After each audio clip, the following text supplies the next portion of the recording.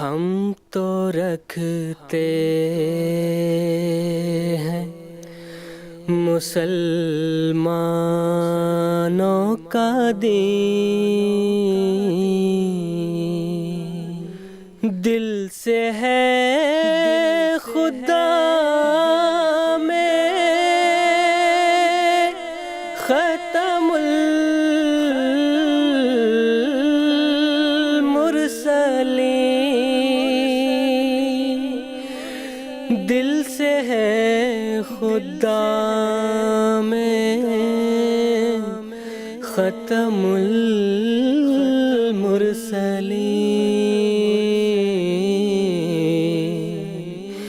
ختم المرسلین۔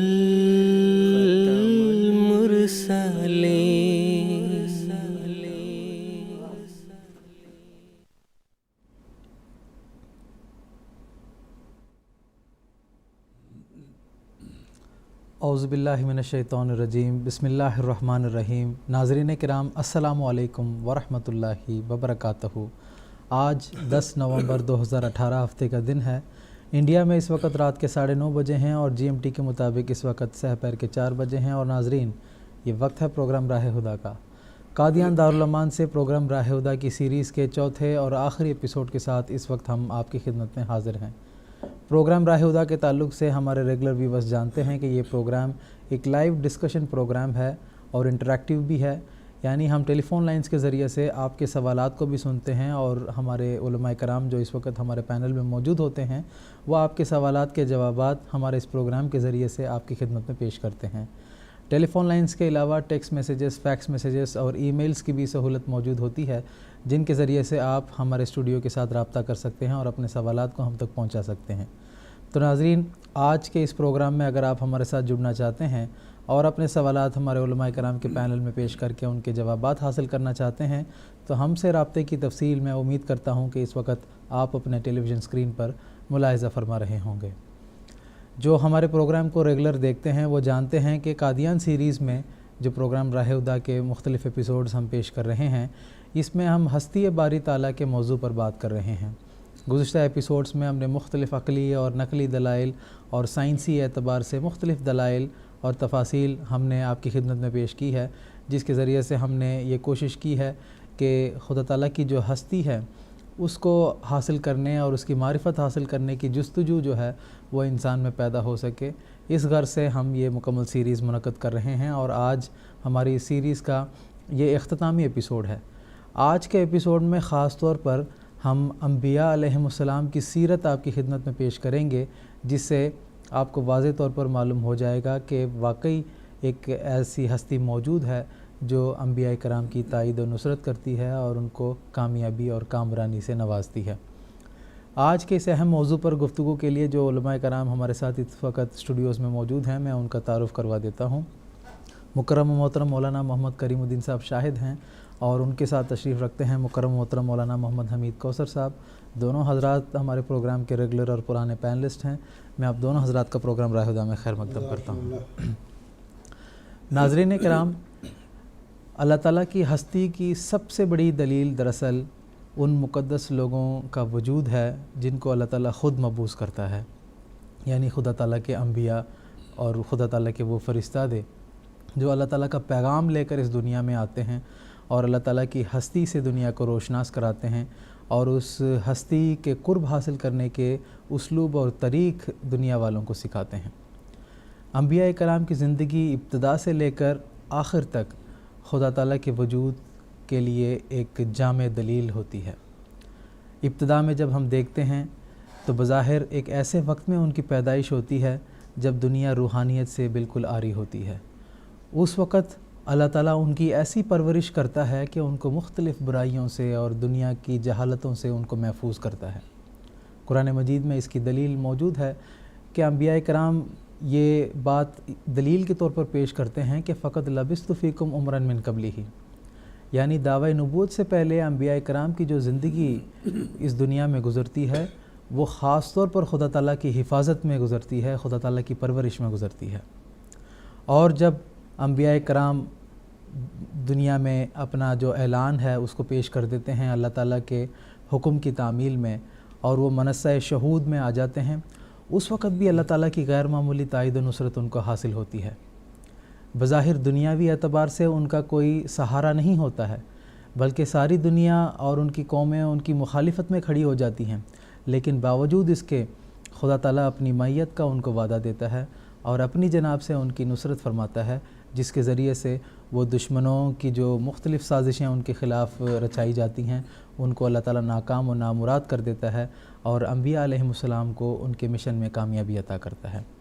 اور جب انبیاء علیہم السلام کی زندگی کا جو آخری حصہ ہوتا ہے اس میں اللہ تعالیٰ ان کو غیر معمولی کامیابی عطا کرتا ہے۔ قرآن مجید میں اس کا ذکر ہے کہ کتب اللہ لاغلبن انا ورسلی، کہ اللہ تعالیٰ نے یہ بات لکھ چھوڑی ہے کہ وہ اپنے انبیاء کو، اپنے پیغمبروں کو ہمیشہ غلبہ عطا کرتا ہے۔ چاہے جو بھی حکومتیں انبیاء کرام کی جماعت کے خلاف کھڑی ہو جاتی ہے، لیکن اللہ تعالیٰ انبیاء کرام کو کامیابی عطا کرتا ہے اور اتمام حجت ان کے ذریعے سے کرتا ہے، جس کے ذریعے سے وہ خدا تعالیٰ کے وجود کو دنیا کے سامنے ثابت کر چھوڑتے ہیں کہ یقیناً ہمارا ایک خدا ہے جو کہ ایک زندہ خدا ہے۔ نہ صرف یہ کہ انبیاء کرام کی زندگی کے اختتام کے وقت اللہ تعالیٰ ان کو غیر معمولی کامیابی عطا کرتا ہے، بلکہ ان کے اس دنیا سے کوچ کرنے کے بعد بھی اللہ تعالیٰ ان کی نیک نامی کو ایک لمبے عرصے تک دنیا میں جاری رکھتا ہے، ہزاروں سالوں تک، اور ان کی تعلیمات کو زندہ رکھتا ہے، ان کی سیرت اور ان کی تاریخ کو محفوظ کر دیتا ہے، جس سے ہم یہ اندازہ لگا سکتے ہیں، بلکہ یہ یقین محکم ایک انسان کو، ایک مومن کو عطا ہوتا ہے کہ واقعی جو انبیاء کرام ہوتے ہیں ان کی زندگی ایک مثالی زندگی ہوتی ہے، ان کی زندگی ایسی ہوتی ہے کہ اس کے لمحے لمحے میں خدا تعالیٰ کی تائید و نصرت جو ہے وہ ہمیں نظر آتی ہے۔ اور جب ہم انبیاء کرام کی زندگی کو غور سے پڑھتے ہیں، ان کی ابتدائی حالات کا جائزہ لیتے ہیں، دعوی نبوت کے بعد ان کی مخالفتوں کے بالمقابل پر ان کو جو اللہ تعالیٰ ایک رعب عطا کرتا ہے، جو ہمت عطا کرتا ہے، اس کو دیکھتے ہیں، اور کس طرح بظاہر جو بے سر و سامان تھے ان کو اللہ تعالیٰ دنیا کا بادشاہ بنا دیتا ہے۔ تو اس طرح جو غیر معمولی تبدیلی ان کی زندگی میں واقع ہوتی ہے وہ محض اور محض اللہ تعالیٰ کے فضل سے، اس ہستی کی تائید و نصرت سے ہوتی ہے جو علی کل شیء قدیر ہے، جس کو تمام چیزوں پر، تمام دنیا پر جس کو دسترس حاصل ہے۔ تو ایسا وجود کا جو ثبوت ہے وہ انبیاء کرام کی زندگی کے ذریعے سے ہمیں اس ہستی کا ثبوت ملتا ہے۔ یہ مختصر سی تمہید ہے، آج کا جو ایپیسوڈ ہے اس کا جو عنوان ہے اس کا تعارف کرنے کے لیے، کرانے کے لیے میں نے آپ کے سامنے پیش کیا ہے کہ انبیاء علیہم السلام کی زندگی خدا تعالیٰ کی ہستی کا ایک واضح اور بیان ثبوت ہے۔ اس مختصر سی تمہید کے بعد ایک مرتبہ پھر میں اپنے مشاہدین کو یاد دلانا چاہوں گا کہ ہمارا یہ پروگرام انٹریکٹیو ہے، یعنی آپ بھی ہمارے ساتھ اس پروگرام میں شریک گفتگو ہو سکتے ہیں۔ ہمارے ٹیلی فون لائنز اس وقت سے آپ کے لیے ایکٹیویٹڈ ہیں۔ ہمارے موضوع سے ریلیٹڈ جو بھی سوالات آپ کے ذہنوں میں ہیں ہمیں ضرور ٹیلی فون کریں اور اپنے سوالات ہمارے علماء کرام کے پینل میں پیش کر کے ان کے جوابات بھی حاصل کر سکتے ہیں آپ۔ آج کے ایپیسوڈ میں گفتگو کا آغاز محترم مولانا محمد کریم الدین صاحب شاہد سے کرنا چاہتا ہوں کہ انبیاء علیہم السلام میں بھی اگر ہم دیکھتے ہیں حضرت اقدس محمد مصطفیٰ صلی اللہ علیہ وسلم کا مقام سب سے اعلیٰ و عرفہ ہے، اور آپ وہ عبد کامل تھے جن کو خدا تعالیٰ نے اپنی معرفت جو ہے وہ عطا کیا، جس کے نتیجے میں آپ اللہ تعالیٰ کے عبد کامل بن گئے تھے۔ تو آپ صلی اللہ علیہ وسلم کی زندگی کے تعلق سے ہمیں بتائیں جس سے اللہ تعالیٰ کی ہستی کا ثبوت جو ہے آپ کی زندگی سے ہمیں ملتا ہو۔ جزاکم اللہ۔ بسم اللہ الرحمن الرحیم۔ طارق صاحب، بات یہ ہے کہ اللہ تعالیٰ کے اب تک جتنے بھی انبیاء آئے ہیں ان سب میں ایک بات یہ مشترک رہی ہے کہ وہ معزز گھرانے سے ہوتے ہیں، شریف گھرانے سے ہوتے ہیں، اور اس کے علاوہ نہایت غربت کی حالت میں ان کی پیدائش ہوتی ہے۔ چنانچہ آپ دیکھیں گے حضرت ابراہیم علیہ السلام کی مثال لے لیں، حضرت موسیٰ علیہ السلام کی مثال لے لیں، حضرت عیسیٰ علیہ السلام کی مثال لے لیں، یا اسی طرح حضرت محمد مصطفیٰ صلی اللہ علیہ وسلم کی مثال لے لیں۔ تو چونکہ میں حضرت رسول اللہ محمد مصطفیٰ صلی اللہ علیہ وسلم کے ذات بابرکات کے تعلق سے بیان کرنا چاہتا ہوں، تو اس واسطے آپ کی زندگی پر ہی روشنی ڈالتے ہوئے میں یہ عرض کرنا چاہتا ہوں کہ محمد مصطفیٰ صلی اللہ علیہ وسلم کی جو پیدائش ہے وہ انتہائی غربت کی حالت میں ہوئی ہے، لیکن شریف گھرانے سے ہوئی ہے۔ معزز خاندان تھا مکے کا، یعنی قریش کا خاندان تھا، اور پیدائش بھی ایسے حالت میں ہوتی ہے کہ ابھی آپ پیدا نہیں ہوئے تھے کہ آپ کے والد صاحب کی وفات ہو جاتی ہے، اور پھر کچھ عرصہ عرب کے رواج کے مطابق، چونکہ عرب کے اندر اور خاص طور پر مکے میں رواج تھا کہ لوگ اپنے پیدا ہونے والے بچوں کو دیہات کی کھلی ہوا میں پرورش کے لیے بھیجا کرتے تھے۔ مختلف دائیاں آتی تھیں اور وہ دائیاں آ کے بچوں کو لے جا کے اپنا دودھ بھی پلاتی تھیں اور وہاں دیہات میں ان کو کھلی ہوا میں پرورش بھی کرتی تھیں۔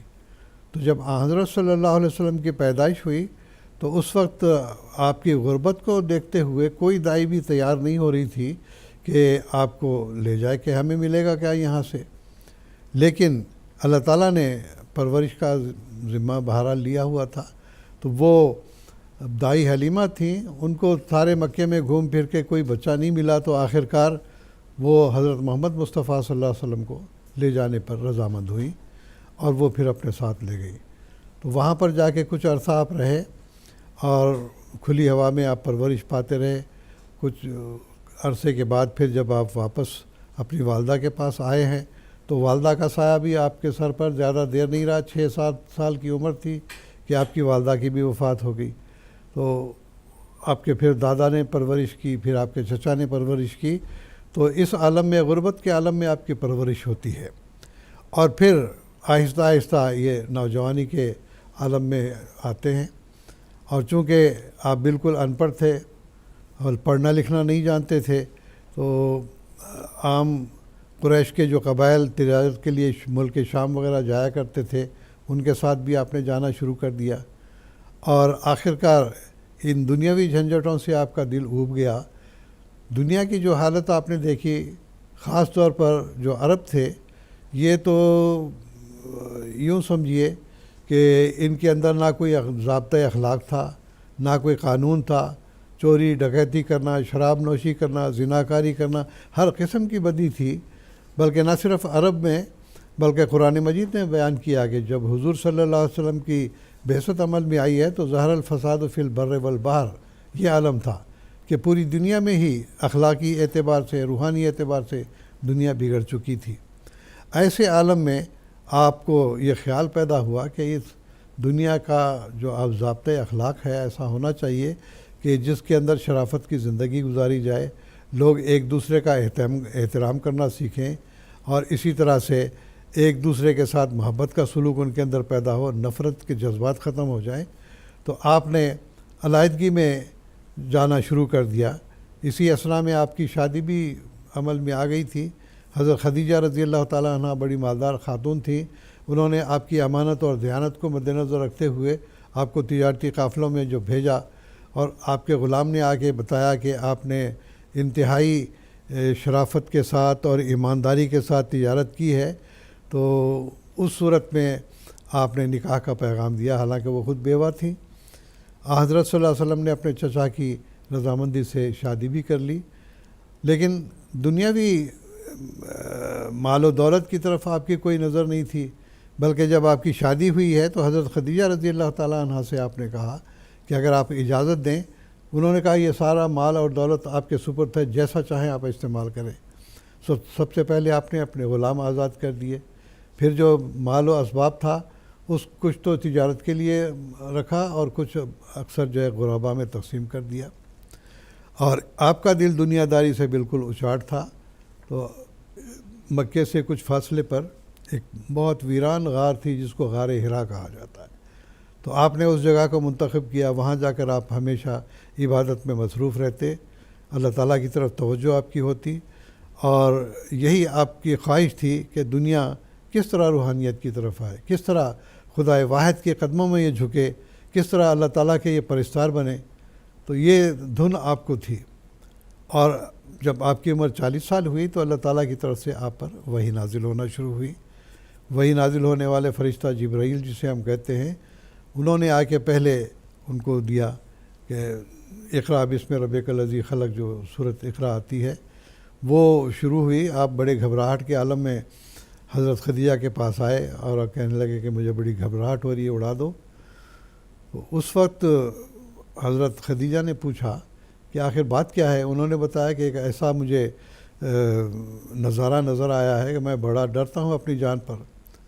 تو حضرت عائشہ نے تسلی دی کہ ایسی کوئی بات نہیں ہے، کہ آپ تو بڑے با اخلاق انسان ہیں، انکا علی خلق عظیم والی بات دراصل انہوں نے کی ہے کہ غریبوں کے بوجھ آپ اٹھانے والے ہیں، اعلیٰ اخلاق آپ کے اندر پائے جاتے ہیں، ہمدردی آپ کے اندر پائی جاتی ہے، مہمان نوازی آپ کا طرح امتیاز ہے، یہ صفات ہیں، اللہ آپ کو ضائع نہیں کرے گا۔ تو اس طرح سے اللہ تعالیٰ کا آپ پر جلوہ ظاہر ہوا، اور آپ نے اپنی زندگی میں چونکہ بڑی پاکیزہ زندگی آپ کی گزری تھی، جیسا کہ قرآن مجید نے فرمایا ہے کہ فقط لبثت فیکم عمرم من قبلہ افلا تعقلون، ساری بستی آپ کے اخلاق کی گرویدہ تھی، رطب اللسان تھی، اور وہ کہتے تھے کہ یہ صدوق ہیں، بڑے سچے ہیں، کبھی آپ نے جھوٹ نہیں بولا، کوئی بت کی پرستی آپ نے کبھی نہیں کی، اور امین ہیں، لوگ امانتیں آپ کے پاس لا کر رکھتے تھے، صدوق اور امین لوگ آپ کو پکارا کرتے تھے۔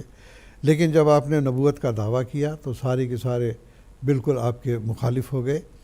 آپ نے جب کوہ صفا پہ چڑھ کے یہ اعلان کیا کہ اللہ تعالیٰ کا پیغام آیا ہے کہ وہ واحد لا شریک ہے، بتوں کی پرستش چھوڑ دو، میں اللہ کا رسول بن کر آیا ہوں، تو سب نے ٹھٹھا کرنا شروع کر دیا، اور یہاں تک کہ آپ کے چچا ابو لہب نے یہ کہا کہ تباً لگا لہٰذا جماعتنا، کہ آپ کو ہلاکت ہو کہ کیا آپ نے ہمیں اس لیے یہاں پر جمع کیا کہ خواہ مخواہ ہمارا وقت ضائع کیا۔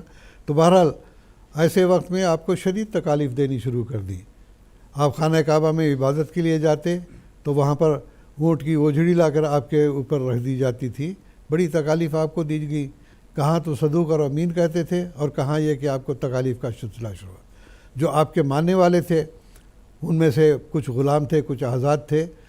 غلام میں حضرت بلال رضی اللہ تعالیٰ عنہ کا ذکر آتا ہے کہ وہ حبشی تھے، عربی زبان زیادہ نہیں جانتے تھے، تو انہوں نے جب اسلام قبول کر لیا تو ان کا جو آقا تھا امیہ بن خلف ان کو بڑی شدید تکلیفیں دیتا تھا، کہ یہاں تک کہ تپتی ہوئی ریت میں اور پتھروں پر ان کو لٹا کر چند لڑکوں کو ان کے سپرد کر دیتے، اور پھر یہ کہ گرم پتھروں پر لٹا کر اس کے اوپر بھی بیٹھ جاتے تھے بعض لوگ، اور گھسیٹا جاتا تھا ان کو، لیکن کہتے تھے کہ تم ایک خدا کی پرستی چھوڑ دو، لیکن ان کی زبان سے ہی نکلتا احد احد، عربی جانتے نہیں تھے زیادہ، وہ کہتے نہیں ایک خدا ہے، خدا ایک ہے۔ تو یہ تکالیف برداشت کی، لیکن انہوں نے حق کو نہیں چھوڑا۔ پھر حضرت خباب رضی اللہ تعالیٰ عنہ کا ذکر آتا ہے، لوہار تھے، غلام تو نہیں تھے لیکن آزاد تھے، لوہاری کا کام کرتے تھے۔ انہوں نے جب اسلام قبول کیا تو ایسے تکالیف ان کو دی گئیں کہ جو بھٹی ہوا کرتی تھی لوہا پگھلانے کے لیے، اس کے اوپر ان کو لٹا دیا جاتا، اوپر پتھر رکھ دیتے یا کوئی آدمی بیٹھ جاتا، یہاں تک کہ چربی پگھل کر وہ آگ ٹھنڈی ہو جاتی، اتنی تکالیف دی، لیکن انہوں نے اسلام کو نہیں چھوڑا۔ حضرت سمیہ کا ذکر آتا ہے کہ وہ ابو جہل کی لوڈی تھی، انہوں نے جب اسلام قبول کیا تو بڑی تکلیفیں اس کو دی، یہاں تک کہ نیزہ ان کی شرمگاہ میں مار کر اس کو شہید کر دیا۔ تو یہ تکالیف نہ صرف یہ کہ ان کے ماننے والوں کو دی جا رہی تھی، بلکہ حضرت صلی اللہ علیہ وسلم کی ذات بھی اس سے خالی نہیں تھی، آپ کو بھی شدید ستایا جاتا تھا، ہر جگہ کانٹے بچھائے جاتے تھے، تکالیف دی جاتی تھی، حتیٰ کہ آپ نے یہ محسوس کیا کہ مکے والے تو مانتے نہیں، چلو یہ 60 میل کا فاصلہ ہے طائف مگر جائے، وہاں جا کے آپ نے تبلیغ کی تو وہاں کے اوباشوں نے آپ کے پیچھے گونڈے لگا دیے، پتھر مار مار کے آپ کو لہو لہان کر دیا، اتنی تکالیف آپ نے اٹھائی، لیکن اللہ تعالیٰ کے پیغام کو آپ نے چھوڑا نہیں بلکہ بڑھاتے چلے گئے، یہاں تک کہ جب آپ کو یہ محسوس ہوا کہ یہاں شاید یہ لوگ مانیں گے نہیں، تو آپ نے اللہ تعالیٰ کے حکم سے ہجرت کی، اور ہجرت بھی ایسے رنگ میں کی کہ لوگوں نے یہ اعلان کر دیا تھا مکے کے رؤسا نے کہ جو آن وسلم کو پکڑ کے لائے گا ہم اس کو 100 اونٹ کا انعام دیں گے، لیکن اللہ تعالیٰ کی حفاظت میں آپ جو ہے مدینہ پہنچ گئے۔ مدینہ میں بھی آپ کو چین نہیں لینے دیا گیا، وہاں پر بھی جا کے جنگوں پہ جنگیں جو ہے آپ پہ مسلط کی گئیں۔ جنگ بدر ہوئی ہے سن 2 ہجری میں، سن 3 ہجری میں جنگ احد ہوئی ہے، اتنا ستایا گیا کہ جنگ احد میں تو ایسا پانسا پلٹا ہے کہ حضرت صلی اللہ علیہ وسلم کے ارد گرد تمام لوگ جو ہے وہ تتر بتر ہو گئے تھے، اور ایک صحابی جو ہے وہ آپ کے ڈیفنس کے لیے کھڑے ہوئے تھے، دشمن نے بڑا یلغار کی، تو ایسی صورت میں حضرت صلی اللہ علیہ وسلم کو زخم بھی آئے اور آپ جو ہے وہ صحابہ کی لاشوں کے اندر جو ہے دب گئے، مشہور ہو گیا کہ علیہ وسلم فوت ہو گئے ہیں نعوذ باللہ، لیکن اللہ تعالیٰ نے آپ کو محفوظ رکھا، اس واسطے کہ اللہ تعالیٰ کا وعدہ تھا واللہ یعصمک من الناس، اللہ تعالیٰ تم کو ہر طرح سے لوگوں سے بچائے گا۔ تو بہرحال ان حالات میں آپ نے جو ہے وہ اسلام کا پیغام دینا شروع کیا۔ تو سوچنے والی بات یہ ہے کہ آپ کے پاس کوئی جتھا نہیں تھا، کوئی ہتھیار نہیں تھے، کوئی طاقت نہیں تھی، روپیہ پیسہ نہیں تھا، دولت نہیں تھی، لیکن کمزوری کی حالت میں آپ اٹھے ہیں، اور پھر جب ہجرت کر کے آپ گئے ہیں تو 8 سال کے اندر پھر آپ کو اللہ تعالیٰ نے مکے کو فتح کرنے کی توفیق عطا کی۔ تو آپ کے پاس حالانکہ کوئی ساز و سامان نہیں تھا، تو یہ ہستی باری تعالیٰ کی دلیل ہے کہ کمزوری کی حالت میں اٹھنے کے باوجود آپ نے وہ سارے اپنی زندگی میں ہی دیکھ لیا کہ سارا ملک عرب جو ہے وہ آپ کا غلام بن چکا تھا، خدائے واحد کے پرستار یہ لوگ بن گئے تھے۔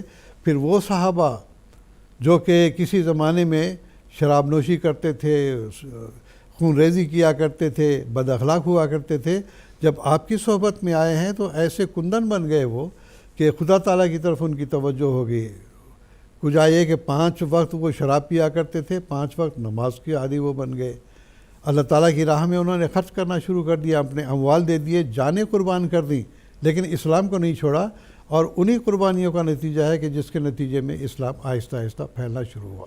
تو یہ تمام باتیں اس بات پر دلالت کرتی ہیں کہ کوئی ایسی ہستی موجود ہے جس نے اس کمزوری کی حالت میں بھی حضرت صلی اللہ علیہ وسلم اور آپ کے صحابہ کو انتہائی غلبہ عطا کیا، اور پھر بہت سارے ایسے واقعات ہیں کہ جس کے نتیجے میں ہستی باری تعالیٰ کا ثبوت ملتا ہے۔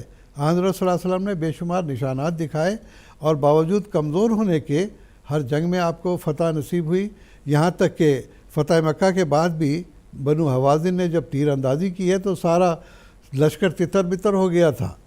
تو اس وقت حضرت رسول اللہ صلی اللہ علیہ وسلم اکیلے میدان میں ڈٹتے چلے جا رہے تھے کہ انا النبی لا کذب انا ابن عبد المطلب، کہ میں اللہ کا نبی ہوں اور میں عبد المطلب کا بیٹا ہوں، میں کسی سے نہیں ڈرتا، کوئی ہے رہے نہ رہے، لیکن میرا خدا میرے ساتھ ہے۔ اور پھر پانسا ایسا پلٹا کہ وہی لوگ جو بھاگ رہے تھے انہوں نے اپنی سواریوں کو کاٹنا پڑا، تو کاٹ کے پھر آگے آئے اور اللہ تعالیٰ نے فتح عطا کی۔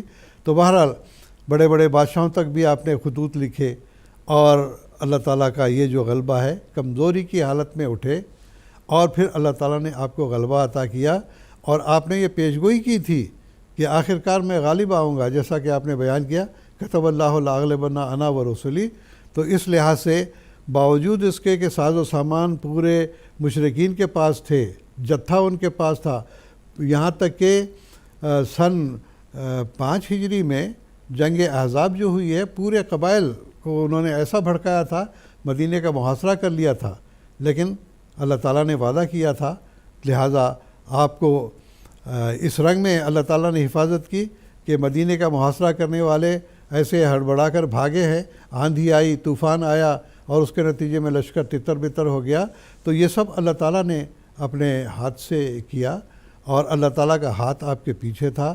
اس لحاظ سے ہم یہ کہہ سکتے ہیں کہ حضرت صلی اللہ علیہ وسلم کے پاس ظاہری طور پر کوئی طاقت نہیں تھی، کوئی جتھا نہیں تھا، کوئی دولت نہیں تھی، لیکن پھر بھی آپ اپنے مقصد میں اس رنگ میں کامیاب ہوئے، اور کامیاب یہ نہیں کہ اتفاقی ہو، بلکہ آپ نے شروع سے ہی یہ اعلان کر دیا تھا کہ میں اور میرا خدا ہمیشہ غالب آئیں گے، اور وہ غلبہ ہو کر رہا۔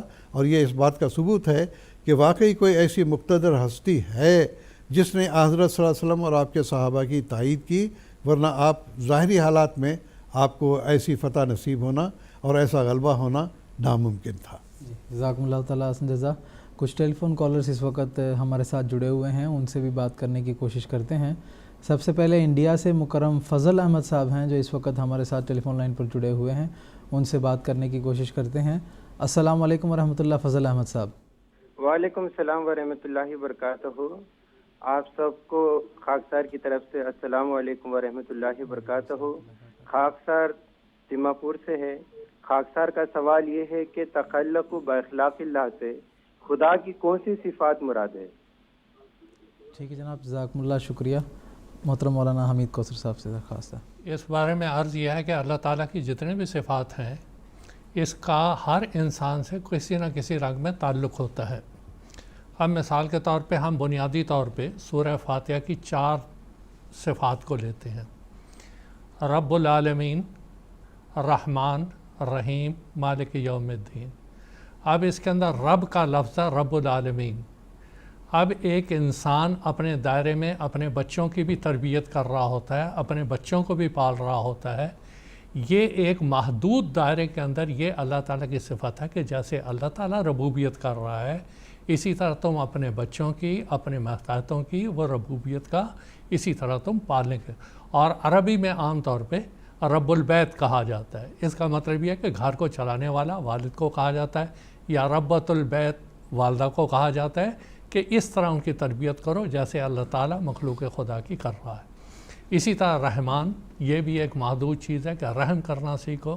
رحیم، اگر کسی سے تم نے کوئی کام لیا ہے تو اس کی محنت کا معاوضہ پورا دو۔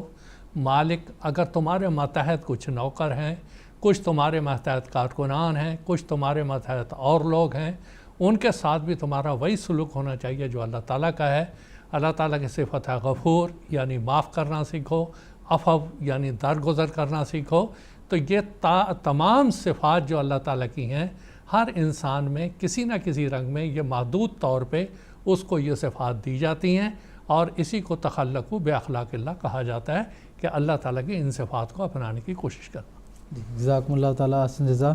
ایک اور ٹیلی فون کالر ہیں اس وقت ہمارے ساتھ، لنڈن سے مکرمہ رفیقہ صداقت صاحبہ ہیں، ان کا سوال بھی سنتے ہیں۔ السلام علیکم ورحمۃ اللہ۔ السلام علیکم ورحمۃ اللہ وبرکاتہ۔ میرا پہلا سوال ہے، جیسے کہ ہر قوم میں خدا کے وجود کا خیال پایا جاتا ہے، یہ خیال کتنا پرانا ہے؟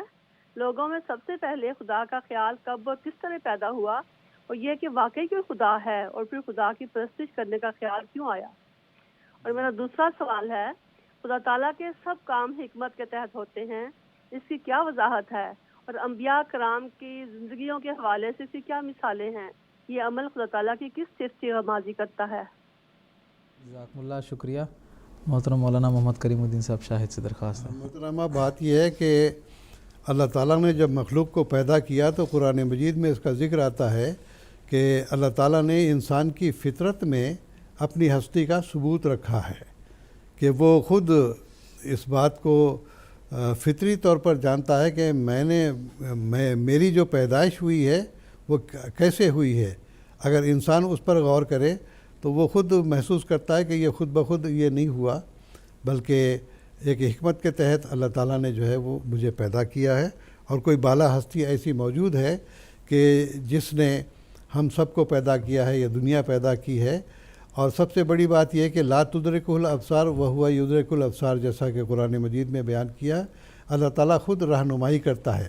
انبیاء کا سلسلہ جو شروع ہوا تو اللہ تعالیٰ ابتدائی زمانہ سے جب سے انسان نے اس زمین پر رہنا شروع کیا تب سے پرانی جو اقوام ہیں، اگر ہم مطالعہ کرتے ہیں تو آسٹریلیا کی قوم سب سے بڑی پرانی قوم سمجھی جاتی ہے۔ اسی طرح سے جو افریقہ کے بہت سارے قبائل ایسے ہیں جو بہت پرانے سمجھے جاتے ہیں، بعض یورپین قبائل ایسے ہیں جو بہت پرانے سمجھے جاتے ہیں۔ تو ایسے اقوام میں بھی جو سب سے پرانی قوم سمجھی جاتی ہے، اس کے اندر بھی خدا کا خیال پایا جاتا ہے، مختلف نام سے اس کو یاد کیا جاتا ہے۔ تو اس رنگ میں اللہ تعالیٰ کی خود رہنمائی موجود ہے۔ انسان کی فطرت میں خود اللہ تعالیٰ نے یہ رکھا ہے کہ کیا میں تمہارا رب نہیں ہوں؟ تو انہوں نے کہا بلا، کہ ہاں تو ہمارا رب ہے۔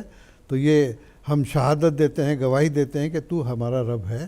تو یہ انسان کی فطرت میں خود اللہ تعالیٰ نے یہ بات رکھی ہوئی ہے کہ ہمارا پیدا کرنے والا کوئی ہے، ہمارا خالق و مالک کوئی ہے۔ تو اس طرح سے پرانی اقوام میں بھی بعض لوگ کہتے ہیں کہ کسی خوف کی وجہ سے خیال پیدا ہو گیا، یہ غلط بات ہے۔ کہ جیسے کسی شاعر نے کہا ہوا کہ فطرت میں آدمی کی ہے مبہم سا ایک خوف، اس خوف کو کسی نے خدا نام دے دیا، یہ بات درست نہیں ہے۔ خوف کی وجہ سے پیدا نہیں ہوا خدا کا خیال، بلکہ انسان کی فطرت اس بات پر دلالت کرتی ہے کہ ہمارا خالق و مالک کوئی ہونا چاہیے، اور پھر اس کو عقلی رنگ میں اگر دیکھا جائے تو دلائل بھی اس کے مل جاتے ہیں۔ اس لحاظ سے پرانی قوموں میں بھی خدا کا خیال پایا جاتا ہے، لہٰذا یہ خوف کا نتیجہ نہیں بلکہ اللہ تعالیٰ کی رہنمائی کے نتیجے میں ہی پیدا ہوتا ہے۔ چنانچہ اللہ تعالیٰ نے انبیاء کا جو سلسلہ پیدا کیا ہے تو یہ بھی دراصل اللہ تعالیٰ اپنے وحی و الہام کے ذریعے سے اقوام کو اس طرف متوجہ کرتا ہے کہ میں تمہارا پیدا کرنے والا ہوں۔ رہا دوسرا سوال آپ کا کیا تھا؟ حکمت کے تعلق سے کہ اللہ تعالیٰ نے ہر چیز حکمت کے تحت پیدا کی ہے۔ چنانچہ پچھلے ایپیسوڈ میں آپ نے سنا ہوگا کہ اس میں بتایا گیا کہ بہت ساری ضرر رساں چیزیں بھی پیدا کی ہیں، آخر اس میں کیا حکمت ہے؟ تو کوئی چیز بھی دنیا میں بیکار نہیں ہے۔ اللہ تعالیٰ نے زمین و آسمان جو بنائے ہیں یہ حکمت کے تحت بنائے ہوئے ہیں، اور خدا تعالیٰ نے قرآن مجید میں بیان فرمایا ہے ما تری فی خلق الرحمن من تفاوت، کہ کسی قسم کا کوئی بھی ذرہ بھر رکھنا جو ہے کسی چیز میں نہیں پایا جاتا۔ ظاہری طور پر اگر ہمیں کوئی چیز ذرہ رکھنا نظر آتی بھی ہے تو اس کے بھی کئی فوائد ہیں جو اگرچہ ہمیں معلوم نہ ہوں، لیکن جوں سائنس ترقی کرتی چلی جاتی ہے ویسے ویسے ہمیں ان کے فوائد بھی معلوم ہوتے چلے جاتے ہیں۔ تو حکمت کی بات تو یہی ہے کہ مثال کے طور پر جیسا کہ سانپ کی مثال دی جاتی ہے کہ بڑا زہریلا جانور ہے، ڈس لیتا ہے تو انسان مر جاتا ہے، تو ٹھیک ہے ضرر تو اس کے اندر بھی پایا جاتا ہے، انسان تو انسان کو بھی مارتا ہے، ایک دوسرے کا قتل بھی کر دیتے ہیں، تو یہ الگ بات ہے۔ لیکن انسان کو تو مرنے کے لیے تو نہیں پیدا کیا، یہ اس کے اپنی بد اخلاقی کا نتیجہ ہوتا ہے۔ لیکن سانپ کو جو اللہ تعالیٰ نے پیدا کیا اس کا زہر بھی کئی بیماریوں میں کام آ جاتا ہے، اور اسی طرح سے بہت ساری چیزیں ایسی ہیں جو ہمیں زہر ہے، مثال کے طور پر جو سنکھیا جسے کہتے ہیں یا اور مختلف قسم کے زہر ہیں، اس میں بھی اللہ تعالیٰ نے حکمت رکھی ہے کہ بسا اوقات بہت ساری بیماریوں کے علاج جو ہیں وہ زہروں سے بھی ہوتے ہیں، جہاں اور کوئی دوائی کام نہیں کرتی وہاں زہروں کے ذریعے سے بھی علاج کیا جاتا ہے۔ چنانچہ کئی دفعہ دیکھیے آگ کا پودا ہے، بڑا زہریلا پودا ہوتا ہے، تو بعض لوگ یہ بیان کرتے ہیں کہ کسی کو تپے دکھ تھی، وہ زندگی سے تنگ آ گیا، اس نے کہا کہ چلو مرنا تو ہے، کیوں نہ میں کچھ کھا کے مروں، وہ آگ کے پھول اس نے کھا لیے، اور اس کا نتیجہ کیا ہوا کہ وہی اس کی بیماری کی شفا کا باعث بن گئے۔ تو اللہ تعالیٰ نے تمام چیزیں حکمت سے پیدا کی ہیں، تو اللہ تعالیٰ نے فرمایا کوئی چیز ہم نے بیکار پیدا نہیں کی ہے، بلکہ ہر چیز میں فوائد ہیں، اور اگر انسان سوچے غور کرے تو اس کے فوائد ہمیں نظر بھی آ جاتے ہیں۔ اگر تحقیق نہیں ہوئی ہے تو یہ ہمارا قصور ہے، اس تک پہنچنا اللہ تعالیٰ کی تائید اور نصرت کے ذریعے سے بھی ہو جاتا ہے۔ اللہ تعالیٰ بھی بسا اوقات کئی لوگوں کے ذہنوں میں بعض باتیں ڈال دیتا ہے، آخر سائنس نے اتنی ترقی کی ہے تو اسی طرح سے کی ہے کہ اللہ تعالیٰ نے آخر ان کی رہنمائی کی ہے۔ تو بہرحال دنیا کی کوئی چیز بھی ایسی نہیں ہے جو کہ بیکار ہو، ہر چیز کوئی نہ کوئی فائدہ مند ہے، اور اگر ظاہری طور پر ہمیں ضرر رساں نظر آتی ہے تو ہم اس کے فوائد تک پہنچ نہیں سکے، یہ ہمارا قصور ہے۔ جزاکم اللہ تعالیٰ جزا۔ ایک اور ٹیلی فون کالر ہیں لنڈن سے اس وقت ہمارے ساتھ مکرم محمد عبدالرشید صاحب، ان کا بھی سوال سنتے ہیں۔ السلام علیکم ورحمۃ اللہ محمد عبدالرشید صاحب۔ السلام علیکم ورحمۃ اللہ وبرکاتہ۔ بھائی صاحب مجھے زکام ہو گیا تھا، میں گزشتہ ہفتے سوال نہیں پوچھ سکا۔ آج اس کا پہلا سوال یہ ہے جی، کیا واقعی کچھ انبیاء شہید بھی کیے گئے تھے؟ دوسرا سوال ہے جی، حضرت عیسیٰ علیہ السلام کو بچپن میں نبوت کا وعدہ دیا گیا تھا، جبکہ رسول اللہ صلی اللہ علیہ وآلہ وسلم کو 40 سال کی عمر میں نبوت نصیب ہوئی، اس کی کیا وجہ ہے؟ اور آخری سوال یہ ہے جی کہ حضرت ابراہیم علیہ السلام نے دین اسلام کو پیش کرنا تھا، اس لیے ان کا قرآن مجید میں اکثر جگہ ذکر ہے، اور انہوں نے مشرکوں سے خوب لڑائی کی۔ برائے کرم اس کی وضاحت فرما دیں تاکہ تبلیغ کے لیے مفید ہو۔ جزاکم اللہ حسن و جزا۔ جزاک اللہ جناب، شکریہ۔ محترم مولانا محمد حمید کوثر صاحب سے سب سے پہلا سوال تو ان کا یہ ہے رشید صاحب کا کہ حضرت عیسیٰ علیہ السلام کو بچپن میں نبوت ملی۔ نبوت جو حضرت عیسیٰ علیہ السلام کو ملی تو اس کا اعلان تو بہرحال بعد میں ہوا۔ نبوت کا معنی ہے خبر دینا۔ اللہ تعالیٰ نے رؤیا صالحہ کے ذریعہ سے حضرت عیسیٰ علیہ السلام کو بعض غیب کی باتیں بتائی تھیں، اور بچپن سے ہی یہ ظاہر تھا کہ وہ اللہ تعالیٰ کے نبی بننے والے ہیں۔ اب بات یہ ہے کہ یہ مقابلہ کر رہے ہیں رسول کریم صلی اللہ علیہ وسلم سے۔ حدیث میں آتا ہے رسول کریم صلی اللہ علیہ وسلم نے فرمایا کہ میں تو اس وقت سے خاتم النبیین ہوں جب کہ آدم کانا منجلد بین الماء و تین، ابھی وہ اس کا پتلا بن ہی رہا تھا تو مجھے اللہ تعالیٰ نے اس وقت ہی نبی بنایا تھا اور خاتم النبیین بنایا تھا، اور میں تو اس وقت سے نبی ہوں۔ باقی رسول کریم صلی اللہ علیہ وسلم کو 40 سال کہا جاتا ہے، یہ تو قرآن مجید کے نزول کا زمانہ ہے کہ آپ کو الہاماً وحی وہاں سے شروع ہوئی، لیکن حضرت عائشہ رضی اللہ تعالیٰ عنہ کی بخاری میں واضح حدیث ہے کہ یہ پہلے بہت سے پہلے شروع ہو گیا تھا، رویا صالحہ کے ذریعہ سے، صادقہ کے ذریعہ سے اللہ تعالیٰ سے آپ کا تعلق تھا اور آپ غیب کی خبریں جو ہے وہ بتایا کرتے تھے، لیکن جو نزول وحی جو قرآنی وحی ہے اس کا سلسلہ 40 سال کی عمر میں کہا جاتا ہے وہی شروع ہوا۔ تیسرا سوال ان کا حضرت ابراہیم علیہ السلام کے بارے میں ہے۔ حضرت ابراہیم علیہ السلام جو تھے وہ ایک مواحد تھے، وہ ایک اللہ کی عبادت کی طرف توجہ دلائی انہوں نے، اور جو بت پرستی تھا اس کا انہوں نے خاتمہ کیا، اور انہی سے ہی پھر آگے یہ دونوں سلسلے چلے، سلسلہ موسویہ بھی اور سلسلہ محمدیہ بھی۔ حضرت اسماعیل علیہ السلام کی نسل میں سے، آپ کی ذریت میں سے پھر حضرت سیدنا محمد صلی اللہ علیہ وسلم پیدا ہوئے، اور ادھر جو ہے حضرت موسیٰ علیہ السلام اور دوسرے انبیاء پیدا ہوئے۔ آپ وحدانیت اور ایک اللہ تعالیٰ کی عبادت کے لیے تھے۔ باقی جو انہوں نے اسلام کی بات کی ہے، اسلام کے معنی ہے فرما برداری کے۔ دین اسلام جو شروع ہوا وہ حضرت محمد صلی اللہ علیہ وسلم سے شروع ہوا، جو کہ 5 ارکان اسلام کے اوپر مبنی ہے، لیکن جہاں تک اللہ تعالیٰ کی فرما برداری کا تعلق ہے، اللہ تعالیٰ کی اطاعت کا تعلق ہے، وہ حضرت ابراہیم بلکہ حضرت آدم علیہ السلام سے شروع ہوئی، اور اسی کا ذکر یہ شاید کر رہے ہیں۔ جی جزاکم اللہ تعالیٰ۔ انبیاء کے شہید انبیاء کے شہید۔ بات یہ ہے کہ 1,24,000 انبیاء آئے ہیں۔ قرآن مجید میں جن انبیاء کا ذکر ہے وہ یہ 24 یا 25 کے قریب ہے۔ حضرت یحییٰ علیہ السلام کے بارے میں کہا جاتا ہے کہ وہ شہید ہوئے، خود ان کے نام کے اندر یہ پیشگوئی پائی جاتی تھی کہ وہ شہید ہوں گے، کیونکہ حضرت یحییٰ کے معنی زندہ ہو جانا۔ تو قرآن میں بھی آتا ہے کہ جو لوگ شہید ہو جاتے ہیں ان کو تو مردہ نہ کرو، بل احیاؤن، بلکہ وہ زندہ ہے۔ تو یحییٰ کے لفظ میں ہی یہ پیش گوئی تھی کہ یہ شہادت کا مقام پالیں گے۔ تو 1-2 انبیاء کا تو ہم کو علم ہوتا ہے، لیکن 1,24,000 انبیاء میں سے کتنے شہید ہوئے کتنے نہیں ہوئے اس کی تفصیل ہم کو پتہ نہیں چلتی۔ جی جزاکم اللہ تعالیٰ حسن رضا۔ میں اپنے ٹیلی فون کالر سے یہ بھی درخواست کرنا چاہوں گا کہ وقت کی رعایت کو مد نظر رکھتے ہوئے ایک سوال پیش کریں تاکہ باقی جو ٹیلی فون کالرز ہیں ان کو بھی موقع مل سکے۔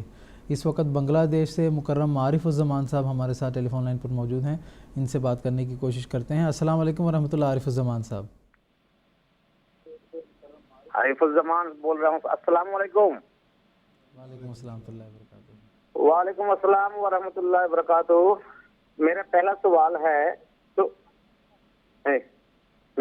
ہے سورہ انفال کا 25 نمبر آیت 25۔ جی عارف وَعَلَمُ أَنَّ اللَّهَ يَحْلُو بَيْنَ الْمَرْءِ وَالْقَلْبِ، اور جان لو یقیناً اللہ انسان کے اور جسم کے اندر، انسان کے جسم کے اندر، روح کے اندر ہے، جسم اور روح کے اندر، یہ روح کیا ہے اور اس کا تفصیل کیا ہے؟ ٹھیک ہے جناب، جزاک اللہ، شکریہ۔ محترم مولانا محمد کریم الدین صاحب شاہد۔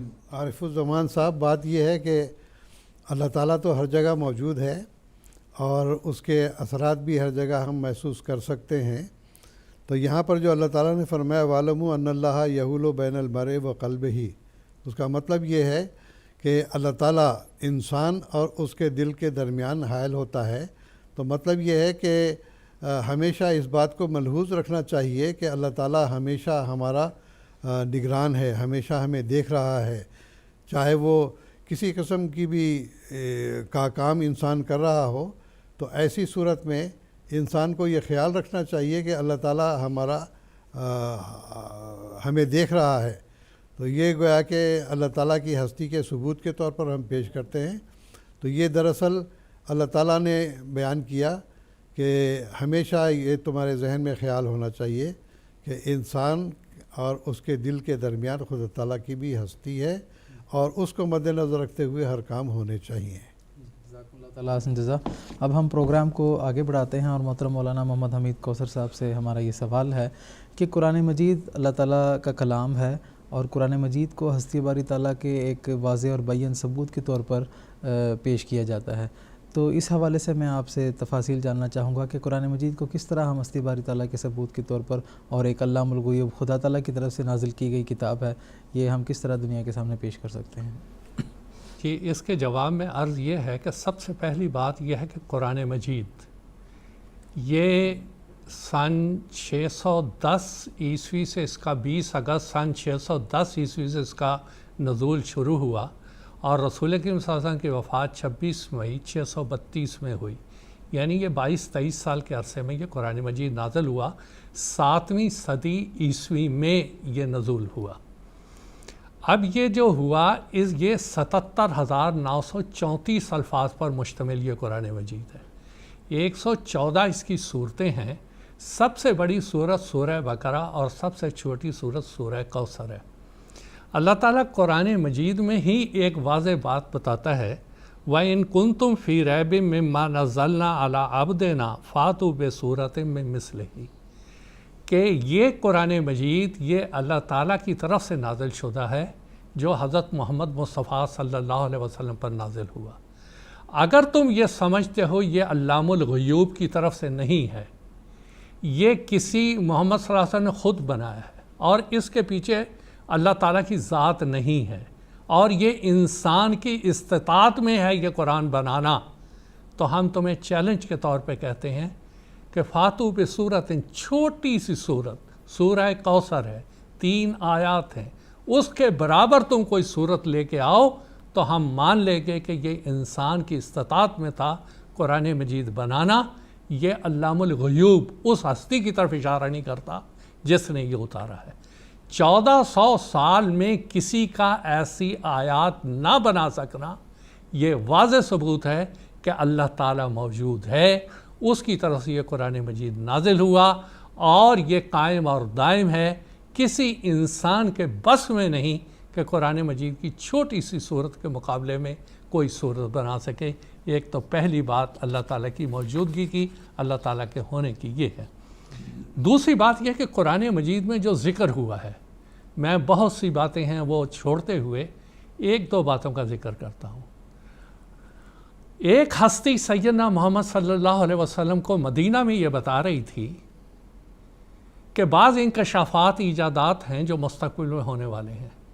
مدینہ میں اس وقت کوئی یونیورسٹی نہیں تھی، کوئی جغرافیہ دان نہیں تھے، کوئی رصد گاہ نہیں تھی، کوئی کچھ نہیں تھی، اور اس وقت اللہ تعالیٰ بتا رہا تھا مرج البحرین یلتقیان بینہما برزخ لا یبغیان، کہ 2 سمندر ہیں، ایک وقت آئے گا جو ملا دیے جائیں گے، ایک دوسرے سے مل جائیں گے، بینہما سر دست ان کے درمیان ایک برزخ، ایک روک ہے۔ 1259 سال بعد 1869 میں نہر سوئز کھودی گئی، اور اس کو بحر روم اور بحر احمر کے ساتھ ملایا گیا۔ جس برزخ کا ذکر تھا وہ 168 میل خشکی کا ایک رستہ تھا۔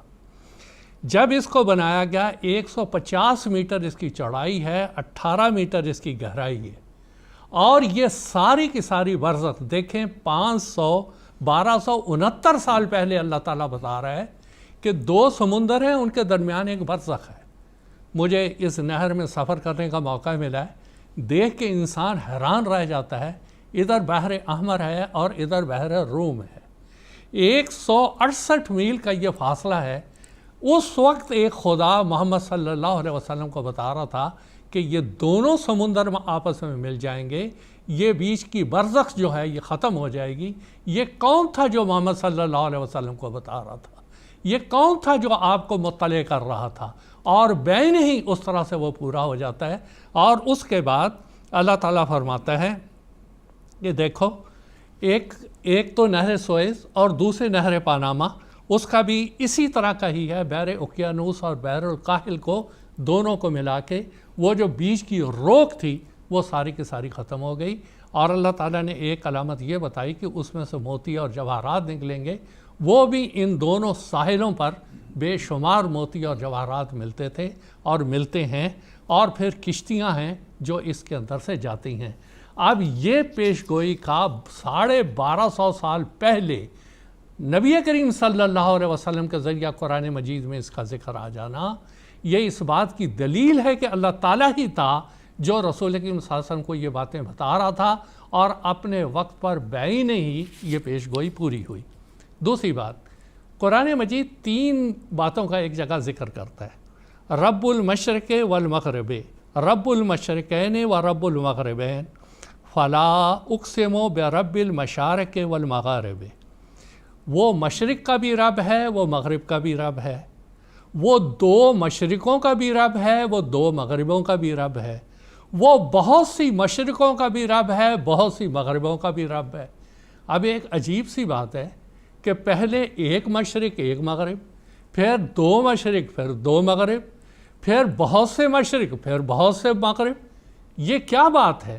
اور جب حضور صلی اللہ علیہ وسلم کی یہ ساری پیش گوئیاں ان لوگوں کے سامنے پیش ہوتی تھیں جو کفار مکہ یا دوسرے تھے، وہ کہتے تھے کہ، اور وہ یہی کہتے تھے الیاذ باللہ، یہ تو مجنون ہو گیا ہے، کبھی کہتا ہے 1 مشرق، کبھی کہتا 2 مشرقیں، کبھی کہتا بے شمار مشرقیں۔ جب بے شمار مشرقیں ہیں تو 2 اور 1 کا مطلب کیا ہوا؟ تو یہ بہت سی باتیں تھیں جو ان کے ذہنوں میں اٹھتی تھیں۔ اب دیکھیں کہ یہ پیش گوئیاں تھیں، یہ کون بتا رہا تھا رسول کریم صلی اللہ علیہ وسلم کو سوائے اللہ تعالیٰ کے، اور کسی کے تو علم میں یہ بات تھی ہی نہیں۔ اب رب المشرق والمغرب، یہ تو بات ایک واضح سی بات ہے کہ ہر افق کا ہر انسان جہاں رہتا ہے، ہم کہتے ہیں اس طرف مشرق ہے، اس طرف مغرب ہے، اس طرف شمال ہے، اس طرف جنوب ہے، ساری سمتوں کا پتہ ہے، اس طرح سے چلتا ہے۔ یہ تو ایک سادی سی بات ہے۔ رب المشرقین، اب یہ بات، اور رب المغربین، یہ ایک بہت بڑی بات تھی کہ ایک حصہ زمین ایسا ہے جس کا ابھی انسان کو علم نہیں ہے، اور وہاں پہ بھی ایک مشرق ہے اور ایک مغرب ہے، اور وہاں انسان ابھی تک یہ پہنچا نہیں۔ اب آپ دیکھیں کہ جب یہ بات کہی جا رہی ہے، یہ 7ویں صدی میں کہی جا رہی ہے، اور 1492 میں 2 اگست کو 3 اگست کو کولمبس وہاں پہنچا ہے، اور قرآن مجید یہ بات 860 سال پہلے بتا رہا ہے کہ دیکھو ایک حصہ زمین ایسا ہے جہاں تک انسان کی ابھی تک رسائی نہیں ہے۔ حضرت مسلم موعود رضی اللہ تعالیٰ عنہ نے ایک خطاب فرمایا جلسہ سالانہ کے موقع پر، جو کہ 1937 کا ہے۔ یہ سارے کا سارا انقلاب حقیقی نام سے شائع شدہ ہے، اور اس میں حضور فرماتے ہیں حضرت مسلم موعود رضی اللہ تعالیٰ عنہ کہ کولمبس کا ایک استاد وہ مسلمان تھا جو محی الدین ابن عربی رضی اللہ تعالیٰ عنہ کا مرید تھا۔ طبعاً حضرت محی الدین ابن عربی نے قرآن مجید کی ان آیات پر غور کیا ہوگا، اور انہوں نے یہ بتایا تھا کہ اسپین کے اس پار ایک بہت بڑا حصہ زمین ہے جس کا ابھی تک انسان کو پتہ نہیں چلا۔ کولمبس نے اس کو بڑی باریکی سے لیا اور یہ عہد کیا کہ میں وہاں تک پہنچوں گا۔ اب اس کے لیے پیسہ چاہیے تھا، اس نے وہاں کے اسپین کی ملکہ سے پھر بادشاہ سے بات کی۔ بہرحال وہاں پر اس نے، بادشاہ نے بہت سے امراء کو بلایا، اور پوپ کا نمائندہ بھی تھا۔ پوپ کا نمائندہ کہہ رہا تھا یہ ہمیں پاگل بنا رہا ہے، یہ کہہ رہا ہے کہ زمین گول ہے۔ رب المشارق والمغارب سے نتیجہ نکالا اس وقت محی الدین ابن عربی نے کہ زمین ایک گول ہے، اور ایک یہ ہے کہ ایک حصہ زمین اور ہے۔ اب وہ پوپ کا نمائندہ کہہ رہا ہے کہ یہ مذہب کے بالکل خلاف بات ہے، زمین چپٹی ہے۔ لیکن قرآن مجید کی یہ پیش گوئیاں تھیں جو قرآن نے 800 سال پہلے کی ہوئی تھیں، اور وہ بعینہ ہی پوری ہوئیں، اور کولمبس وہاں پہ پہنچا، اور وہاں پر یہ پیش گوئی صادق آئی، رب المشرقین و رب المغربین، کہ زمین کا ایک ٹکڑا ایسا ہے جہاں پر کہ اللہ تعالیٰ کی ربوبیت وہاں پہ بھی ہے، وہاں پہ بھی انسان پہنچا، اور اس طرح سے اس نئی دنیا اور پرانی دنیا، اس کا ایک مغرب ایک مشرق۔ تیسرا یہ کہ مشارق اور مغارب جس میں یہ بات کہی گئی تھی، اس سے مراد یہ تھا کہ یہ زمین گول ہے، ہر طرف سے اس کے مشرق اور مغرب ہے۔ یہاں یہ وضاحت بھی ضروری ہے کہ حضرت مسیح موعود علیہ السلام نے اپنی کتاب نزول المسیح میں فرمایا ہے کہ قرآن مجید کی ایک ایک آیت کے 10 پہلو ہیں، اور ہر پہلو اپنی جگہ صحیح ہے۔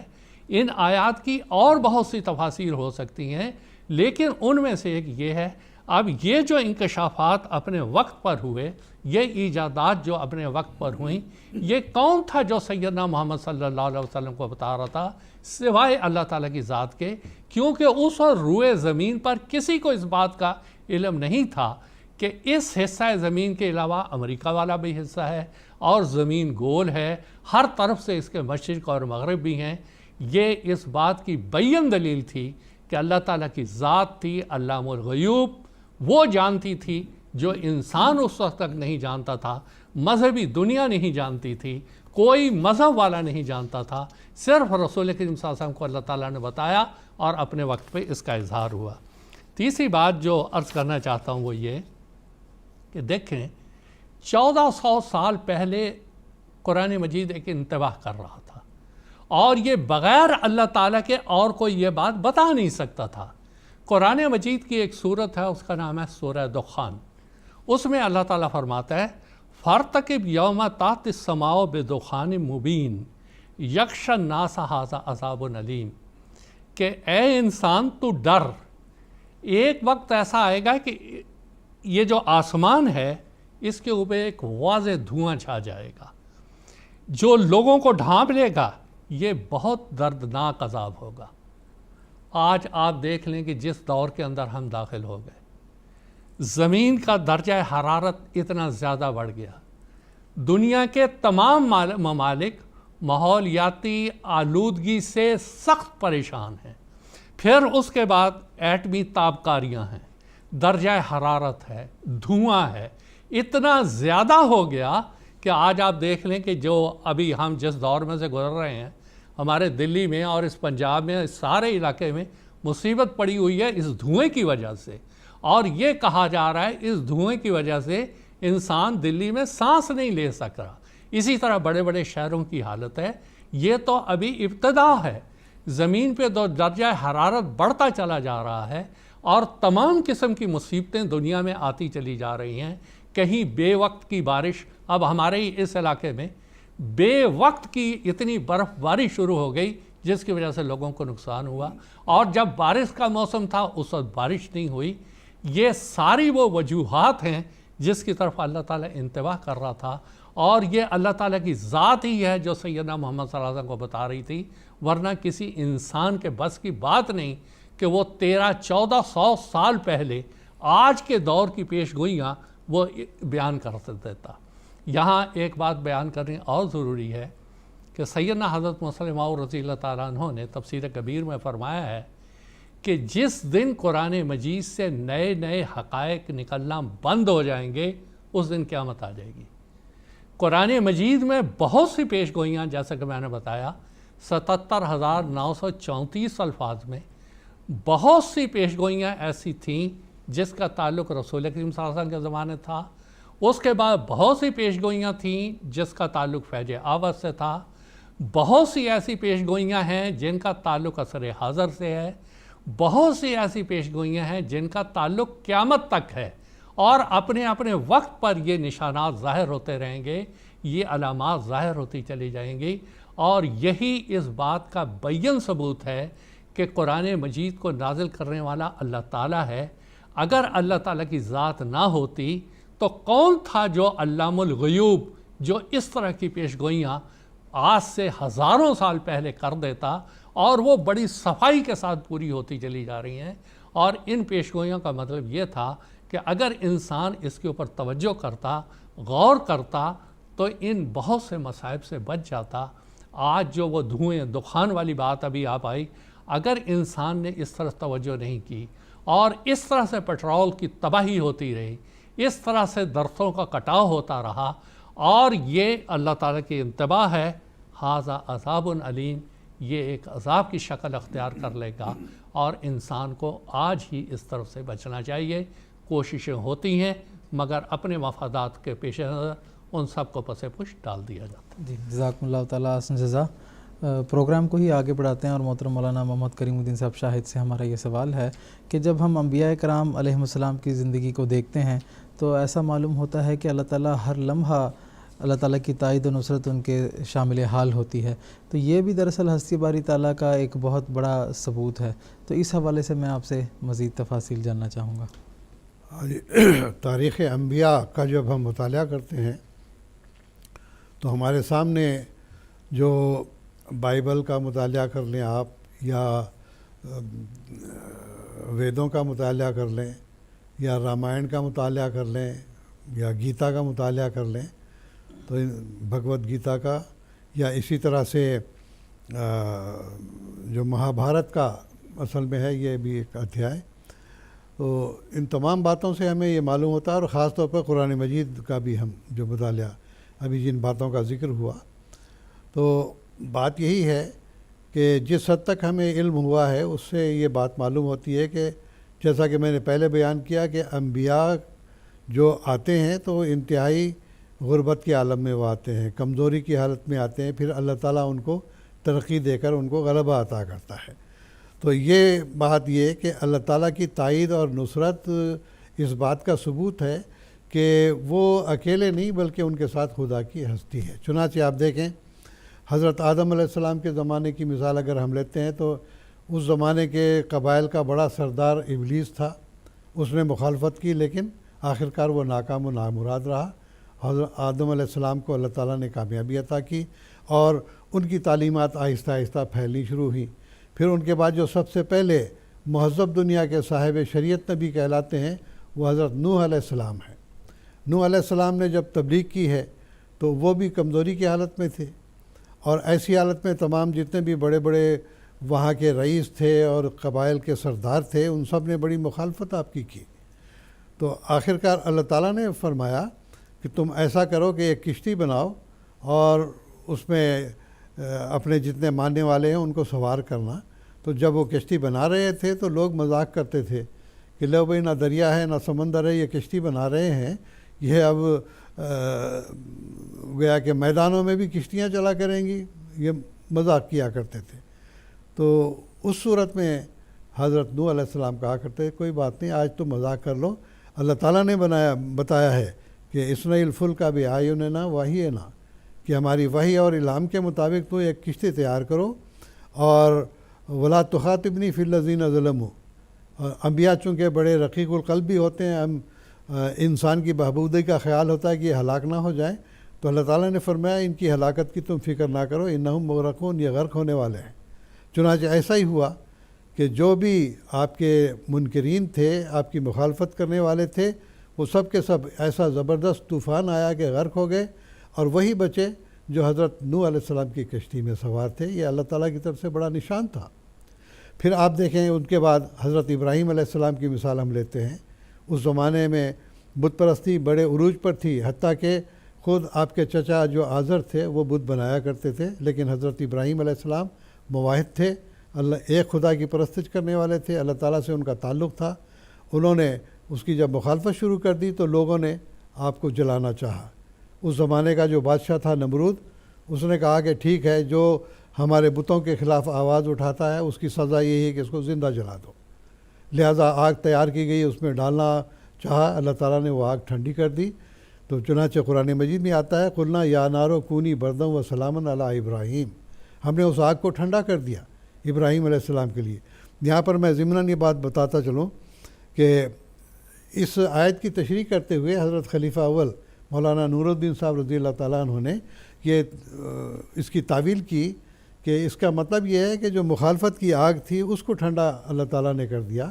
حضرت مسیح موعود علیہ السلام کے سامنے جب یہ بات پیش ہوئی تو آپ نے فرمایا، جو اس زمانے کے مامور اور مرسل ہیں امام الزمان، انہوں نے فرمایا کہ اس تعویل کرنے کی کیا ضرورت ہے، اس زمانے میں ہمارا بھی دعویٰ ہے کہ ہم ابراہیمی صفت رکھتے ہیں۔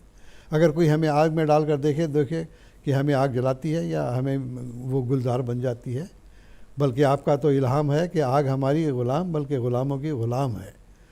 اور اس ضمن میں پھر ایک بات اور بھی مجھے یاد آتی ہے کہ انڈونیشیا میں ابھی چند دن پہلے مجھے جانا ہوا، وہاں مولانا رحمت علی صاحب ہمارے پہلے مبلغ تھے، وہاں کہتے ہیں کہ ایک دفعہ لکڑی کے زیادہ تر مکان ہوا کرتے ہیں، تو آگ لگنی شروع ہوئی تو وہ آگ بجھتی نہیں ہے بلکہ مکانوں کو جلا کر خاکس کر دیتی ہے۔ تو جس مکان میں مولوی صاحب کا قیام تھا وہاں تک بھی آگ پہنچ گئی۔ لوگوں نے کہا کہ مولوی صاحب اپنا سامان سنبھالیے، آگ آپ کے گھر کو بھی جلا دے گی۔ تو آپ نے فرمایا نہیں، میں اس مسیح محمدی کا غلام ہوں جس کے بارے میں اللہ تعالیٰ نے فرمایا آگ ہماری غلام بلکہ غلاموں کی غلام ہے، تو یہ میرے مکان کو نہیں جلائے گی۔ دیکھیے کتنا پختہ ایمان تھا، اور اللہ کا کرنا بھی ایسا ہی ہوا کہ جب آگ آپ کے مکان کے قریب پہنچی ہے تو ایسی تیز بارش شروع ہو گئی کہ جس کے نتیجے میں آگ بجھ گئی۔ تو بہرحال یہ بھی اللہ تعالیٰ کے بڑے نشان ہیں۔ حضرت ابراہیم علیہ السلام کو اللہ تعالیٰ نے نمرود کی آگ سے بچایا۔ پھر موسیٰ علیہ السلام کو دیکھیں، فرعون بڑا زبردست بادشاہ تھا، وہ بنی اسرائیل کو لے جانا چاہتے تھے کنعان کی سرزمین میں، یروشلم کی سرزمین میں، لیکن اس نے پیچھا کیا۔ بنی اسرائیل گھبرا گئے، وہ کہتے ہیں کہ یا موسیٰ انا لمدرکون، اب تو ہم پکڑے گئے۔ حضرت موسیٰ علیہ السلام کیا فرماتے ہیں؟ کلا انا معی ربی سیہدین، نہیں میرا خدا میرے ساتھ ہے، وہ کبھی بھی ان کو ہمارے اوپر مسلط نہیں کرے گا۔ چنانچہ فرعون غرق ہو گیا اور یہ بنی اسرائیل کو لے کر سمندر کے پار چلے گئے۔ تو یہ بھی اللہ تعالیٰ کا بڑا نشان ہے کہ اللہ تعالیٰ نے اتنے بڑے بادشاہ کے بالمقابل موسیٰ علیہ السلام کی مدد فرمائی۔ تو یہ اللہ تعالیٰ کی ہستی کے صفا اور کوئی کر نہیں سکتا تھا۔ عیسیٰ علیہ السلام کو سولی پر لٹکا دیا، لیکن کیا ہوا؟ اللہ تعالیٰ نے بے ہوشی کے عالم میں ان کو اتارا، اور اس کے بعد پھر وہ بنی اسرائیل کی کھوئی ہوئی بھیڑوں کو تلاش کرتے ہوئے کشمیر تک پہنچے، اور کشمیر محلہ خانیار میں ان کی قبر موجود ہے۔ تو اللہ تعالیٰ کا یہ بھی نشان ہے کہ آپ کو صلیب کے عذاب سے بچایا، اور پھر جو قبائل وہاں یروشلم سے جلاوطن ہو کر چلے گئے تھے ان کو بھی ہدایت دینی تھی۔ اللہ تعالیٰ نے عیسیٰ علیہ السلام کی غیر معمولی طور پر نصرت فرمائی۔ پھر سب سے بڑھ کر ہمارے محمد مصطفیٰ صلی اللہ علیہ وسلم ہیں۔ آپ کا حفاظت کرنا دیکھیے کہ جیسا کہ میں نے ابھی پہلے ذکر کیا، حد درجے کی آپ کی مخالفت ہوئی، آپ کو مارنے کی کوشش کی گئی، یہاں تک کہ آپ کے گھر کو گھیر لیا گیا تھا کہ جب بھی آپ باہر نکلیں گے تو آپ کو قتل کر دیا جائے۔ 9 قبائل تھے، 9 آدمی مقرر کر دیے گئے تھے، لیکن آپ ان کی آنکھوں کے سامنے سے نکل گئے، کوئی ان کو پکڑ نہیں سکا۔ اللہ تعالیٰ کا وعدہ تھا واللہ یعصمک من الناس، لوگ تجھ پر مسلط نہیں ہو سکیں گے، تجھ کو مار نہیں سکیں گے، اللہ تعالیٰ تجھے بچائے گا۔ اللہ تعالیٰ نے بچایا۔ پھر آپ غار ثور میں جا کر چھپے ہیں، وہاں بھی دشمن پہنچ گیا۔ حضرت ابو بکر صدیق رضی اللہ تعالیٰ عنہ فرماتے ہیں کہ یا رسول اللہ، دشمن اتنا قریب پہنچ گیا کہ پاؤں نظر آ رہے ہیں، جھک کر دیکھے گا تو ہمیں پکڑ لے گا۔ حضرت صلی اللہ علیہ وسلم کیا فرماتے ہیں؟ لا تحزن ان اللہ معنا، اے ابو بکر غم نہ کرو، اللہ ہمارے ساتھ ہے۔ تو کون تھا جس نے محمد مصطفیٰ صلی اللہ علیہ وسلم کی وہاں پر حفاظت کی؟ وہ اللہ تعالیٰ ہی کی ذات تھی۔ پھر آپ مدینہ چلے گئے ہیں، جنگیں مسلط کی گئیں، اللہ تعالیٰ نے آپ کی وہاں پر بھی حفاظت کی۔ تو یہ اللہ تعالیٰ کا بڑا نشان ہے کہ انبیاء علیہ السلام کو اللہ تعالیٰ حفاظت فرمایا کرتا ہے۔ پھر آپ دیکھیں، میں حضرت مسیح موعود علیہ السلام کا ایک حوالہ پڑھ کے سنانا چاہتا ہوں۔ یہ چشمہ معرفت کا حوالہ ہے۔ حضور فرماتے ہیں 5 موقع حضرت صلی اللہ علیہ وسلم کے لیے نہایت نازک پیش آئے تھے، جن میں جان کا بچنا محالات سے معلوم ہوتا تھا۔ اگر آن جناب در حقیقت خدا کے سچے رسول نہ ہوتے تو ضرور ہلاک ہو جاتے۔ ایک تو وہ موقع تھا جب کفار قریش نے حضرت صلی اللہ علیہ وسلم کے گھر کا محاصرہ کیا اور قسمیں کھا لی تھیں کہ آج ہم ضرور قتل کر دیں گے۔ اللہ تعالیٰ نے بچایا۔ پھر فرماتے ہیں دوسرا موقع وہ تھا جب کہ کافر لوگ اس غار پر میں ایک گروہ کثیر کے پہنچ گئے تھے، جس میں حضرت صلی اللہ علیہ وسلم میں حضرت ابو بکر کے چھپے ہوئے تھے۔ تو گویا کہ اللہ تعالیٰ نے وہاں پر بھی آپ کو بچایا۔ تیسرا وہ نازک موقع تھا جب کہ احد کی لڑائی میں حضرت صلی اللہ علیہ وسلم اکیلے رہ گئے تھے اور کافروں نے آپ کے گرد محاصرہ کر لیا تھا اور آپ پر بہت سی تلواریں چلائیں مگر کوئی کارگر نہ ہوئی۔ یہ ایک معجزہ تھا۔ چوتھا وہ موقع تھا جب کہ ایک یہودیہ نے آن جناب کو گوشت میں زہر دے دی تھی، اور وہ زہر بہت تیز اور مہلک تھی اور بہت وزن اس کا دیا گیا تھا۔ اس زہر سے بھی حضرت صلی اللہ علیہ وسلم کو اللہ تعالیٰ نے بچا لیا۔ پانچواں وہ نہایت خطرناک موقع تھا جب کہ خسرو پرویز شاہ فارس نے حضرت صلی اللہ علیہ وسلم کے قتل کے لیے مصمم ارادہ کیا تھا اور گرفتار کرنے کے لیے اپنے سپاہی روانہ کیے تھے۔ پس صاف ظاہر ہے کہ حضرت صلی اللہ علیہ وسلم کا ان تمام پرخطر موقعوں سے نجات پانا اور ان تمام دشمنوں پر آخرکار غالب ہو جانا ایک بڑی زبردست دلیل اس بات پر ہے کہ در حقیقت آپ صادق تھے اور خدا آپ کے ساتھ تھا۔ تو یہ میں تفصیل میں نہیں جاتا، وقت بہت کم ہے، تو صرف اتنا یہ بتا دینا چاہتے ہیں کہ خسرو پرویز کا یہاں پر ذکر آیا۔ صلح حدیبیہ کے بعد سن 6 ہجری کے بعد آپ نے مختلف بادشاہوں کو خطوط لکھے تھے. تو کسریٰ شاہ روم کو، شاہ ایران کو، خسرو پرویز جس کا نام تھا، جس کے پاس جب خط پہنچا اس نے غصے میں پھاڑ کر پھینک دیا تھا. اور 2 سپاہی اس نے جو بازان جو اس کا گورنر تھا یمن میں، اس کو کہا کہ آن سلم کو پکڑ کر لاؤ. اس نے 2 سپاہی بھیجے. اب دیکھیے کتنی کمزور حالت تھی حضرت صلی اللہ علیہ وسلم کی کہ زیادہ کوئی فوج بھیجنے کی ضرورت نہیں پڑی. 2 سپاہی بھیجے جاتے ہیں آپ کو گرفتار کرنے کے لیے. وہ سپاہی آ کر کہتے ہیں کہ ہمیں حکم ہوا کہ آپ کو گرفتار کر کے لائیں. شام کا وقت تھا، آپ نے فرمایا آپ آئے ہیں، تھکے ماندے ہیں، آرام کرو، صبح میں آپ کو جواب دوں گا. معلوم ہوتا ہے کہ آپ نے دعا کی تو اللہ تعالیٰ نے آپ کو رات بتا دیا. اور صبح اٹھ کے آپ نے فرمایا کہ ان لوگوں نے پوچھا کہ آپ کا کیا جواب ہے. حضور نے فرمایا کہ جاؤ، آج کی رات تمہارے خداوند کو میرے خداوند نے مار دیا ہے، یہ جواب جا کے دے دو اپنے یمن کے گورنر کو. وہ لوگ بڑے حیران ہوئے، وہ لوگ چلے گئے. تو کہتے ہیں کہ جس دن یہ حضور صلی اللہ علیہ وسلم نے بیان کیا کہ ہمارے خدا نے تمہارے خداوند کو مار دیا ہے، اسی رات خسرو پرویز کے بیٹے شیر وح نے اپنے باپ کو قتل کر دیا.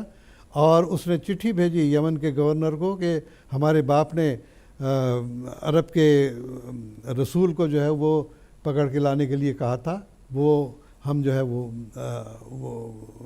منسوخ کرتے ہیں. تو لہٰذا اب دیکھیے کہ ایک بادشاہ کے سپاہی گرفتار کرنے کے لیے آتے ہیں. اس زمانے میں جیسا کہ مولوی صاحب نے ذکر کیا کہ اس زمانے میں نہ تو ٹیلی کمیونیکیشن تھا، نہ کوئی وائرلیس تھا، نہ کوئی سسٹم. آج کل تو بڑے منٹوں میں جو ہے ایک خبر یہاں سے لے کے سینکڑوں میل تک پہنچ جاتی ہے. تو اس زمانے میں سوائے خدا کے اور کوئی ہستی نہیں تھی جس نے یہ اطلاع دی تھی. پھر آپ دیکھیں اسی طرح اس زمانے میں حضرت مسیح موعود علیہ السلام نے یہ اعلان فرما دیا تھا کہ طاعون پھیلی تھی پنجاب میں، بڑی سخت طاعون تھی، روزانہ لوگ ہزاروں کی تعداد میں مر رہے تھے. ایسے وقت میں اللہ تعالیٰ نے آپ کو یہ فرمایا تھا کہ انی احافظ کل من فی الدار، جو تیرے گھر کی 4 دیواری میں رہے گا اس کی میں حفاظت کروں گا. اور یہ عجیب معجزہ ہے کہ دیکھیں طاعون کے کیڑے تو کوئی عقل نہیں رکھتے کہ اس کو پکڑیں نہ پکڑیں گے، یہ احمدی ہے یا غیر احمدی ہے. لیکن اس زمانے میں خصوصاً قادیان میں اور حضرت مسیح موعود علیہ السلام کے گھر میں ایک بھی ایسا واقعہ نہیں ہوا کہ جو طاعون سے متعلق ہو. بلکہ ایک واقعہ یہ بھی آتا ہے، مولانا محمد علی صاحب جو آپ کے بڑے قریبی صحابی تھے، ان کو ایک دفعہ بخار ہو گیا اور معلوم ہوا کہ بغل میں گلٹیاں بھی نظر آئی ہیں، نکلنی شروع ہو گئی ہیں. تو ان کو خیال ہوا کہ شاید مجھے طاعون ہو گئی ہے اور بڑے گھبرائے ہوئے تھے. حضرت مسیح موعود علیہ السلام کو جب علم ہوا تو آپ ان کے پاس گئے، آپ نے نبض پہ ہاتھ رکھا تو دیکھا بخار کا نام و نشان نہیں، بخار اتر گیا، گلٹیاں بھی غائب ہو گئیں. آپ نے فرمایا مولوی صاحب اگر آپ کو طاعون ہوئی تو میں جھوٹا. کتنا آپ کو یقین تھا. اور یہ بڑا نشان تھا کہ حضرت مسیح موعود علیہ السلام کے گھر میں اور آپ کے ماننے والے، آپ نے فرمایا کہ یہ گھر سے مراد یہ نہیں کہ میرا یہ اینٹ اور گارے کا جو مکان ہے وہی ہے، بلکہ جو میری جماعت کے اندر اخلاص کے ساتھ ہے اللہ تعالیٰ اس کو طاعون سے محفوظ رکھے گا. اور دنیا نے یہ نشان دیکھا کہ جس خدا نے طاعون یہاں عذاب کے طور پر نازل کی تھی، اسی خدا نے حضرت مسیح موعود علیہ السلام اور آپ کے ماننے والوں کو اس طاعون سے نجات دی. اکا دکا کوئی واقعات ہوتا ہے تو وہ الگ بات ہے، جیسا کہ جنگوں میں حضرت صلی اللہ علیہ وسلم کے صحابہ بھی شہید ہوتے تھے اور کفار بھی مرتے تھے. تو ایسے واقعات تو اکا دکا کوئی ہوا ہے تو اس کے بارے میں تو کوئی اعتراض نہیں ہو سکتا. تو بہرحال پھر ایک بات آخری بات کہہ کے میں اپنے اس بات کو ختم کروں گا کہ ہمارے ایک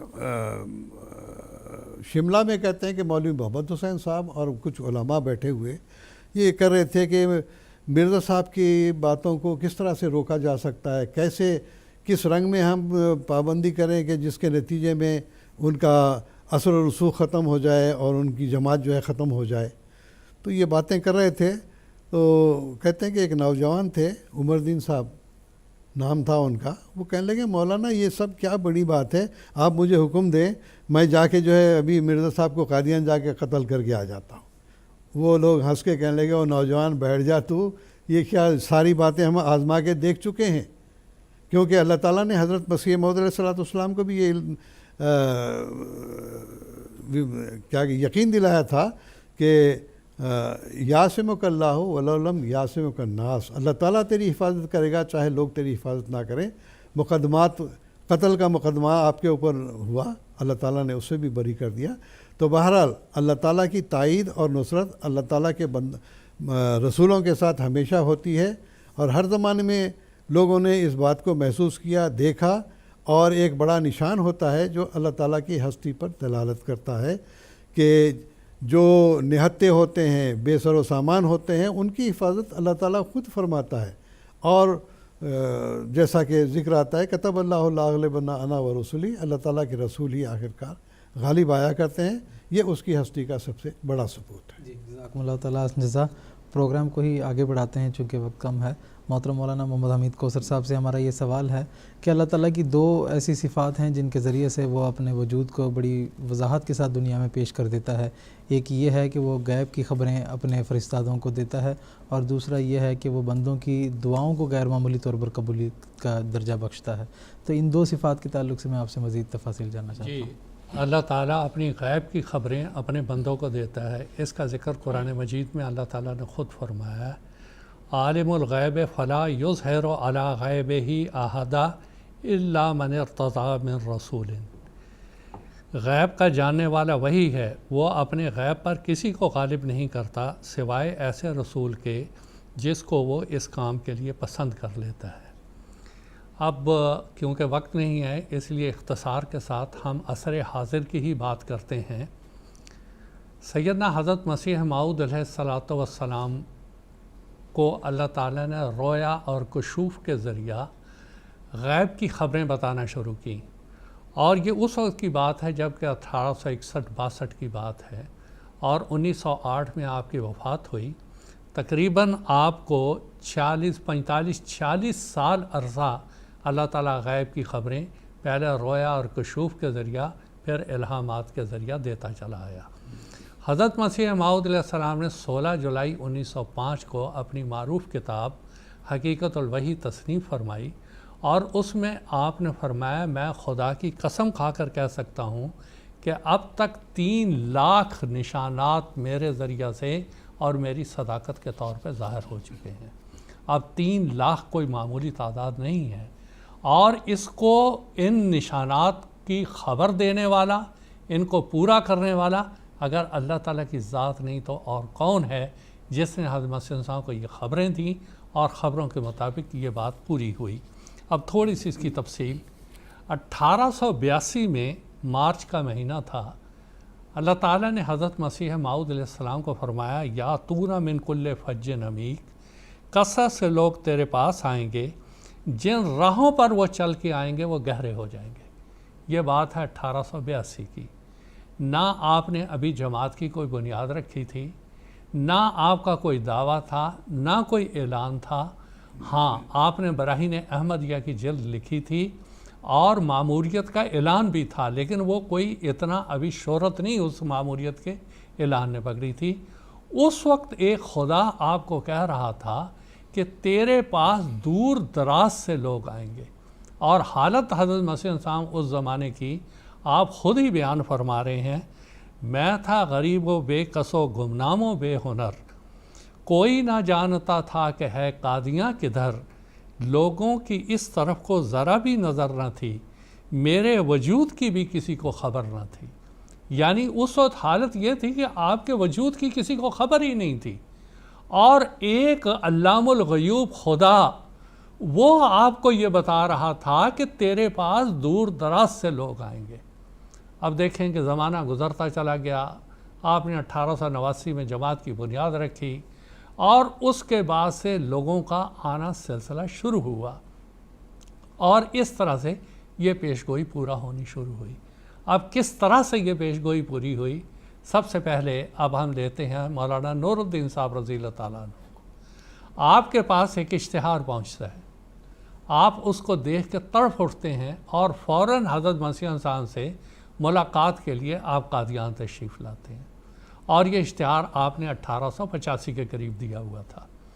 وہ آئے اور آ کے بٹالے سے یکا کیا اور جہاں اس وقت ہمارا مسجد مبارک کے سامنے گیٹ ہے وہاں لا کے وہ یکا کھڑا کیا، اور انہوں نے اس زمانے میں جو مشہور یہاں کے لمبردار مرزا تھے وہ مرزا امام الدین صاحب تھے، ان کے بھائی کمال الدین، نظام الدین، یہ 3 بھائی تھے، انہی کو مرزا کے نام سے یاد کیا جاتا تھا۔ آ کے انہوں نے پوچھا کہ مرزا کہاں ہے، مرزا صاحب سے ملنا ہے۔ وہ لے جا کے مرزا امام الدین صاحب کے سامنے لے گئے اور کہتے ہیں کہ مجھے دیکھ کے ہی نفرت ہو گئی کہ یہ وہ انسان نہیں ہے۔ اب دیکھیں اس کے بعد وہ خود ہی کہتے ہیں کہ آپ کو کس مرزا صاحب سے ملنا ہے؟ تو انہوں نے کہا مرزا غلام احمد صاحب سے۔ تو انہوں نے ایک چٹ لکھ کے بھیجی، حضور نے فرمایا میں عصر کی نماز پڑھتا ہوں اور اس کے بعد میں آؤں گا۔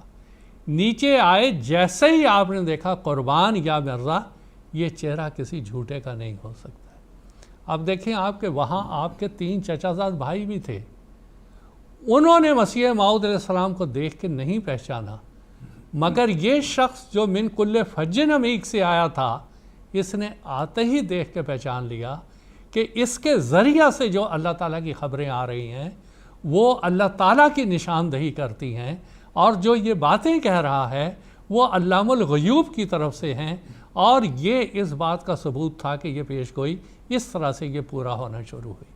اس کے بعد 1902 نومبر میں حضرت صاحبزادہ عبداللطیف صاحب شہید افغانستان سے وہ قادیان آتے ہیں۔ 18 نومبر 1902 کی یہ بات ہے۔ آپ کے ساتھ آپ کے 2 ساتھی تھے، مولوی عبدالجلیل صاحب اور سید عبدالستار صاحب۔ یہ دونوں جب آئے، بٹالہ تک اس وقت ریل آتی تھی، وہاں اترے، اس کے بعد صاحبزادہ عبداللطیف صاحب شہید وہ پیدل قادیان کی طرف چل پڑے۔ جوں ہی قادیان میں آپ نے قدم رکھا، آپ بلند آواز سے یہ الہام دہرانے لگے، یا تو نہ من کل فج عمیق، یا تو نہ من کل فج عمیق، کہ اس پسماندہ بستی، یہ دور دراز کی بستی میں یہ شخص آ رہا ہے، اور آتے ہی یہ الہام دہرا رہا ہے۔ یہ کس اللہ نے، اگر اللہ نے یہ خبر نہیں دی تھی، کون تھا جو حضرت مسیح علیہ السلام کو 26 سال پہلے یہ بات بتا رہا تھا؟ پھر حضرت مسیح علیہ السلام کی جس سال وفات ہوئی ہے 1908 میں، 7 اپریل 1908 کو شکاگو سے یہاں 3 افراد آتے ہیں، ایک مسٹر ٹرنر، ان کی بیوی، اور ایک ان کے ساتھی۔ وہ آئے، حضرت مسیح علیہ السلام سے ملاقات کی خواہش کا اظہار کیا۔ حضرت مسیح موعود علیہ السلام اس کمرے میں تشریف لے آئے جہاں نظارت علیہ کا آج کا دفتر ہے جنوبی ہند کا۔ وہاں پر آ کر پہلے ڈوئی کے متعلق بات ہوئی جو حضرت مسیح علیہ السلام کا مباہلہ تھا۔ اس کے بعد مسٹر ٹرنر نے ایک سوال کیا کہ آپ کے دعوے کی سچائی کیا ہے؟ حضرت مسیح موعود علیہ السلام نے جواب دیا کہ آپ کا وجود مجھ کو اللہ تعالیٰ نے 25-26 سال پہلے 1882 میں یہ بتایا تھا، یا تو نہ من کل فج عمیق، شکاگو سے آپ کا چل کے قادیان آنا، یہ اگر اللہ تعالیٰ نے مجھے خبر نہیں دی تھی تو یہ پیش گوئی وہی پوری کر سکتا تھا، ورنہ کون دوسرا کر سکتا تھا۔ یہ اس بات کی دلیل ہے کہ جو باتیں اللہ تعالیٰ نے مجھے بتائی تھیں وہ اب نہیں پوری ہو گئیں۔ آج دیکھیں آپ کہ ہم اس قادیان کی بستی میں بیٹھے ہوئے ہیں، حضرت مسیح موعود علیہ السلام، ہم ہستی باری تعالیٰ کی بات کر رہے ہیں۔ حضرت مسیح علیہ السلام بڑے درد سے ایک بات کہتے ہیں، کس دف سے میں بازاروں میں منادی کروں کہ تمہارا یہ خدا ہے۔ اچھا آپ دیکھیں کہ یہ جو MTA ہے یہ بھی ایک طرح کی دف ہی ہے جو صبح سے شام تک اس بات کی منادی کر رہی ہے کہ اے لوگو، تمہارا ایک خدا ہے، تمہارا ایک اللہ ہے، تم اس کے قریب ہو، اس کی بات سنو۔ اس کے علاوہ ایک اور چھوٹی سی بات کر کے بات ختم کرتا ہوں، قبولیت دعا جو آپ نے دوسری بات کہی۔ بات یہ ہے کہ حضرت مسیح السلام نے 1885 میں ایک اشتہار دیا تھا کہ اگر کسی نے اللہ تعالیٰ کی موجودگی کا، اس کے ہست اور اس کی ہستی کا ثبوت دیکھنا ہے تو میرے پاس قادیان آ کے رہے۔ بہرحال وہ ایک لمبی تفصیل اس سب کو چھوڑتے ہوئے 1886 میں حضرت مسیح السلام نے یہاں سے قریب 70 کلومیٹر کے فاصلے پر ایک شہر ہے ہوشیارپور، وہاں 40 دن اللہ تعالیٰ کی عبادت کی۔ اللہ تعالیٰ نے آپ کو خبر دی کہ آپ کو ایک بیٹا دیا جائے گا جو کہ اللہ تعالیٰ کے وجود کو دنیا میں ثابت کر کے بتائے گا۔ قرآن مجید کی تفاسیر دنیا کے سامنے پیش کرے گا، اور وہ بیٹا حضرت مسیح موعود علیہ السلام نے جیسے پیش گوئی کی تھی 12 جنوری 1889 کو پیدا ہوا، 1965 میں ان کی وفات ہوئی۔ 76 سال تک وہ نشان لوگوں کے اس بات کی طرف نشاندہی کرتا رہا کہ اللہ ہے جس نے کہ حضرت مرزا صاحب کو بیٹے کی بشارت دی تھی، اور میں وہ انسان ہوں، میں وہ ہوں، وہ مسلم موعود ہوں جس کی اللہ تعالیٰ نے حضرت مسیح موعود علیہ السلام کو بشارت دی تھی۔ اور یہ اس بات کا ثبوت ہے کہ اللہ تعالیٰ دعاؤں کو قبول کرتا اور پھر ان کو پورا بھی کرتا ہے۔ ایک قبول کرنا، پھر اس کو ظاہر کر کے ثابت کر دینا، جو میں نے وعدہ کیا ہے اس کو پورا کیا۔ آخری بات کہ حضرت مسیح السلام نے 1905 میں 5 دنیا کی تباہیوں کا ذکر کیا تھا، اور یہ بتایا تھا وہ چمک دکھلائے گا اپنے نشان کی 5 بار، یہ خدا کا قول ہے، سمجھو کہ سمجھانے کے دن۔ 2 تباہیاں دنیا دیکھ چکی، پہلی جنگ عظیم 1914 سے لے کے 18 تک، دوسری 39 سے 44 تک، اب تیسری کے دہانے پر یہ انسانیت کھڑی ہوئی ہے۔ اگر اللہ تعالیٰ جس کی ہم بات کر رہے ہیں، جس کی دف سے منادی یہ MTA کر رہا ہے، اگر اس کی طرف رجوع نہیں کرے گا تو بڑی خطرناک تباہی کی طرف یہ انسان بڑھ رہا ہے۔ ہماری کوشش اور دعا ہے کہ اللہ تعالیٰ انسانیت کو اس تباہی سے بچائے۔ جی، جزاکم اللہ تعالیٰ جزا۔ آج کے ایپیسوڈ کے اختتام پر محترم مولانا محمد کریم الدین صاحب شاہد سے ہم یہ پوچھنا چاہیں گے کہ موجودہ زمانے میں بانی سلسلہ علی احمدیہ حضرت اقدس مرزا غلام احمد صاحب قادیانی مسیح موعود و مہدی موعود علیہ السلام کی سیرت طیبہ بھی دراصل خدا تعالیٰ کی ہستی کا ایک بیان ثبوت ہے۔ اگرچہ بہت سے واقعات آپ علیہ السلام کی سیرت سے ہو چکے ہیں جن سے ہمیں پتہ لگ رہا ہے کہ اللہ تعالیٰ کی کس طرح تائید و نصرت آپ کے شامل حال تھی، تاہم میں مزید تفاصیل کے حوالے سے آپ سے جاننا چاہوں گا۔ دیکھیے، ابھی بیان ہو چکا ہے کہ حضرت مسیح موعود علیہ السلام کی جب بعثت عمل میں آئی ہے، اس وقت تو جیسا کہ حضرت صلی اللہ علیہ وسلم کے زمانے میں تھا کہ ظہر الفساد فی البر والبحر، قریباً یہی نظارہ ساری دنیا کا تھا۔ عام لوگوں کی بات تو ہم چھوڑیں، خود مسلمان 72 فرقوں میں بٹ چکے ہوئے تھے، اور ایک فرقہ دوسرے کے بالکل جو ہے وہ مخالف، اور نہ صرف مخالف بلکہ شدید دشمن تھا۔ ایسے وقت میں اس چھوٹی سی بستی میں حضرت مسیح موعود علیہ السلام نے تمام مذاہب کا مطالعہ کیا، اور اس صورت میں پھر براہین احمدیہ آپ نے کتاب لکھی، اور ایسے چھوٹے شہر میں بیٹھ کے آپ نے یہ پیشگوئی کی تھی کہ آپ کی خود سیرت اور سوانے کا اگر ہم مطالعہ کرتے ہیں، لوگ آپ کی سیرت و سوانے کے بارے میں گواہی دیتے ہیں کہ ان جوانی کے ایام میں بھی انتہائی پاکیزہ اور متقی اور پرہیزگار انسان تھے۔ سیالکوٹ کے ایام میں جب کہ آپ نے مختصر عرصے کے لیے ملازمت بھی کی تھی، تو وہاں پر بھی منشی ظفر علی خان صاحب کے جو والد تھے منشی سراج الدین صاحب، انہوں نے یہ گواہی دی کہ مرزا صاحب جو ہے نہایت پاک، صاف اور نہایت متقی اور پرہیزگار بزرگ ہیں۔ تو ابتدا سے ہی آپ کی اٹھان جو ہے وہ تقویٰ اور طہارت پر تھی، اور عشق محمدی آپ کے اندر رچا بسا تھا، اور آپ نے یہی فرمایا ہے کہ یہ جو کچھ مجھے ملا ہے محمد مصطفیٰ صلی اللہ علیہ وسلم کی غلامی کے طفیل ملا ہے۔ چنانچہ آپ نے اپنی کتاب تجلیات الہیہ میں بھی اس کا ذکر فرمایا ہے کہ اگر دنیا کے تمام پہاڑوں کے برابر میرے اعمال ہوتے، اور دوسری طرف میں حضرت محمد مصطفیٰ صلی اللہ علیہ وسلم کی امت نہ ہوتا، تو یہ شرف مکالمہ مخاطبہ مجھے ہرگز نہ ملتا۔ تو بہرحال اللہ تعالیٰ نے آپ کو شرف مکالمہ مخاطبہ سے مشرف فرمایا، اور اس کے ساتھ آپ نے جو ہے پھر جماعت احمدیہ کی داغ بیل، جیسا کہ آپ نے سنا، 1886 میں رکھی۔ جب 1899 میں 89 میں آپ نے جماعت کی بنیاد رکھی، تو اس صورت میں پہلے تو لوگ آپ کے بڑے رطب اللسان تھے۔ جب براہین احمدیہ آپ نے لکھی تو کہنے لگے کہ اس جیسا تو آج تک 14 صدیوں میں کوئی پیدا ہی نہیں ہوا۔ مولوی محمد حسین صاحب بٹالوی نے تو کئی 100 صفحات کا جو ہے وہ اشاعت السنہ میں ریویو چھاپا تھا، لیکن جب آپ نے یہ دعویٰ کیا کہ اس زمانے کا مسیح اور مہدی میں ہوں، تمام لوگ مخالف ہو گئے، اور آپ کو مٹانے کی حد درجہ کوشش کی گئی۔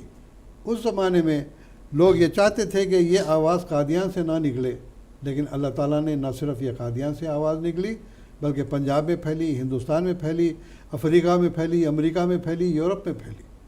تو یہ دیکھیے اللہ تعالیٰ نے اس زمانے میں آپ کو فرمایا تھا کہ میں تیری تبلیغ کو زمین کے کناروں تک پہنچاؤں گا۔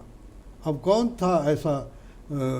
کیا آپ کے پاس کوئی وسیلے نہیں تھے، کوئی دولت نہیں تھی، کوئی ایسا؟ بلکہ آپ کو میں بتا دوں کہ اشتہار ایک آپ نے چھاپنا تھا، اس وقت صرف 60 روپوں کی ضرورت تھی اشتہار چھاپنے کے لیے، وہ تک آپ کو میسر نہیں تھے۔ تو آپ نے تحریک کی، تو یہ حالت تھی آپ کے مالی وسائل کی۔ لیکن اللہ تعالیٰ نے جو فرمایا تھا، آج اللہ تعالیٰ کا فضل ہے کہ دیکھیے اگر کوئی خدا نہیں تھا تو پھر یہ بات جو اللہ تعالیٰ نے بیان کی تھی کہ میں تیری تبلیغ کو زمین کے کناروں تک پہنچاؤں گا، آج اللہ تعالیٰ کے فضل سے وہ آواز جو قادیان سے اٹھی آج 212 ممالک میں یہ پھیل چکی ہے۔ تو یہ اللہ تعالیٰ کی ہستی کا ثبوت ہے کہ اللہ تعالیٰ نے آپ کو پہلے سے یہ وعدہ دیا تھا، اور پھر آہستہ آہستہ آپ کی جماعت بڑھتی چلی گئی، اور پھر ایک پاک اور مقدس جماعت کا آپ نے جو قیام فرمایا تھا کہ انہی بنیادوں پر وہ جماعت قائم ہو جو حضرت محمد رسول اللہ صلی اللہ علیہ وسلم نے آج سے 1400 سال پہلے رکھی تھی۔ تو آپ دیکھیں گے کہ اللہ تعالیٰ کے فضل سے تبلیغ کے لحاظ سے، مالی قربانیوں کے لحاظ سے، جانی قربانیوں کے لحاظ سے آج مسیح محمدی کی جماعت جو قربانیاں پیش کری ہے وہ کوئی دوسری اسلامی جماعت پیش نہیں کر سکتی اور نہ کر سکتی۔ تو یہ ثبوت ہے اس بات کا کہ ایک کمزور سے شخص کو اللہ تعالیٰ نے کھڑا کیا، اس کو ہمت دی، حوصلہ دیا، اور اپنے نشانات سے اس کو مزین کر کے یہ کہا کہ تیری تبلیغ کو زمین کے کناروں تک پہنچاؤں گا۔ تو یہ اللہ تعالیٰ کی ہستی کا ثبوت ہے کہ آج اللہ تعالیٰ کے فضل سے نہ صرف یہ کہ مسیح موعود علیہ السلام کو ماننے والے ساری دنیا میں پھیلے ہوئے ہیں، بلکہ آپ کے ذریعے سے پھر وہ خلافت جو کہ آن صلی اللہ علیہ وسلم کے 30 سال کے بعد ختم ہو گئی تھی، اس کا سلسلہ پھر علی منہاج نبوت قائم ہو گیا، اور اللہ تعالیٰ کے فضل سے آج جماعت احمدیہ میں حضرت مسیح موعود علیہ السلام کی پیشگوئی کے مطابق جو الوصیت میں ہے، خلافت احمدیہ کے 5ویں خلیفہ حضرت مرزا مسرور احمد صاحب موجود ہیں، جو ساری دنیا میں اسلام کا پیغام اور امن اور صلح کا پیغام پھیلاتے چلے جا رہے ہیں۔ جی، جزاکم اللہ تعالیٰ جزا۔ ناظرین اکرام، اس کے ساتھ آج کا ہمارا یہ ایپیسوڈ ختم ہوا چاہتا ہے۔ میں مجیب حضرات کا بھی شکریہ ادا کرتا ہوں، اسی طرح ٹیلی فون لائنز میں جو ہمارے ساتھ جڑے تھے مشاہدین ہمارے، ان کا بھی شکریہ ادا کرتا ہوں۔ آخر پر میں سیدنا حضرت اقدس مسیح موعود علیہ السلام کا ایک اقتباس آپ کی خدمت میں پیش کرتا ہوں، جس میں حضور فرماتے ہیں، یہ بات بغیر کسی بحث کے قبول کرنے کے لائق ہے کہ وہ سچا اور کامل خدا جس پر ایمان لانا ہر ایک بندے کا فرض ہے، وہ رب العالمین ہے، اور اس کی ربوبیت کسی خاص قوم تک محدود نہیں، اور نہ کسی خاص زمانے تک، اور نہ کسی خاص ملک تک، بلکہ وہ سب قوموں کا رب ہے، اور تمام زمانوں کا رب ہے، اور تمام مکانوں کا رب ہے، اور تمام ملکوں کا وہی رب ہے، اور تمام فیوزوں کا وہی سرچشمہ ہے، اور ہر ایک جسمانی اور روحانی طاقت اسی سے ہے، اور اسی سے تمام موجودات پرورش پاتی ہیں، اور ہر ایک وجود کا وہی سہارا ہے۔ تو ناظرین، قادیان دارالمان سے 5 ایپیسوڈز پر مشتمل جو سیریز لے کر ہم آپ کی خدمت میں حاضر ہوئے تھے، آج ہمارا 4 ایپیسوڈز پر مشتمل جو سیریز لے کر ہم آپ کی خدمت میں حاضر ہوئے تھے، آج ہمارا یہ اختتامی ایپیسوڈ ہے۔ انشاءاللہ العزیز پروگرام راہ ہدیٰ کا سلسلہ آئندہ ایپیسوڈ جو ہے وہ لندن سے نشر ہوگا۔ انشاءاللہ العزیز ہمارا جو اگلا ایپیسوڈ ہے وہ 17 نومبر 2018 ہفتے کے دن GMT کے مطابق سحر 4 بجے لندن سے آپ کی خدمت میں لائیو پیش کیا جائے گا۔ پھر 4 ایپیسوڈز پر مشتمل ایک سیریز کے ساتھ آپ کی خدمت میں حاضر ہونے کی امید کے ساتھ آپ سے اس وقت اجازت چاہتے ہیں۔ السلام علیکم ورحمۃ اللہ وبرکاتہ۔ آؤ لوگوں کہ یہی نور خدا پاؤ گے، لو تمہیں طور تسلی کا بتایا ہم نے۔ آؤ لوگوں کہ یہی نور خدا پاؤ گے، لو تمہیں طور تسلی کا بتایا ہم نے، لو تمہیں طور تسلی کا بتایا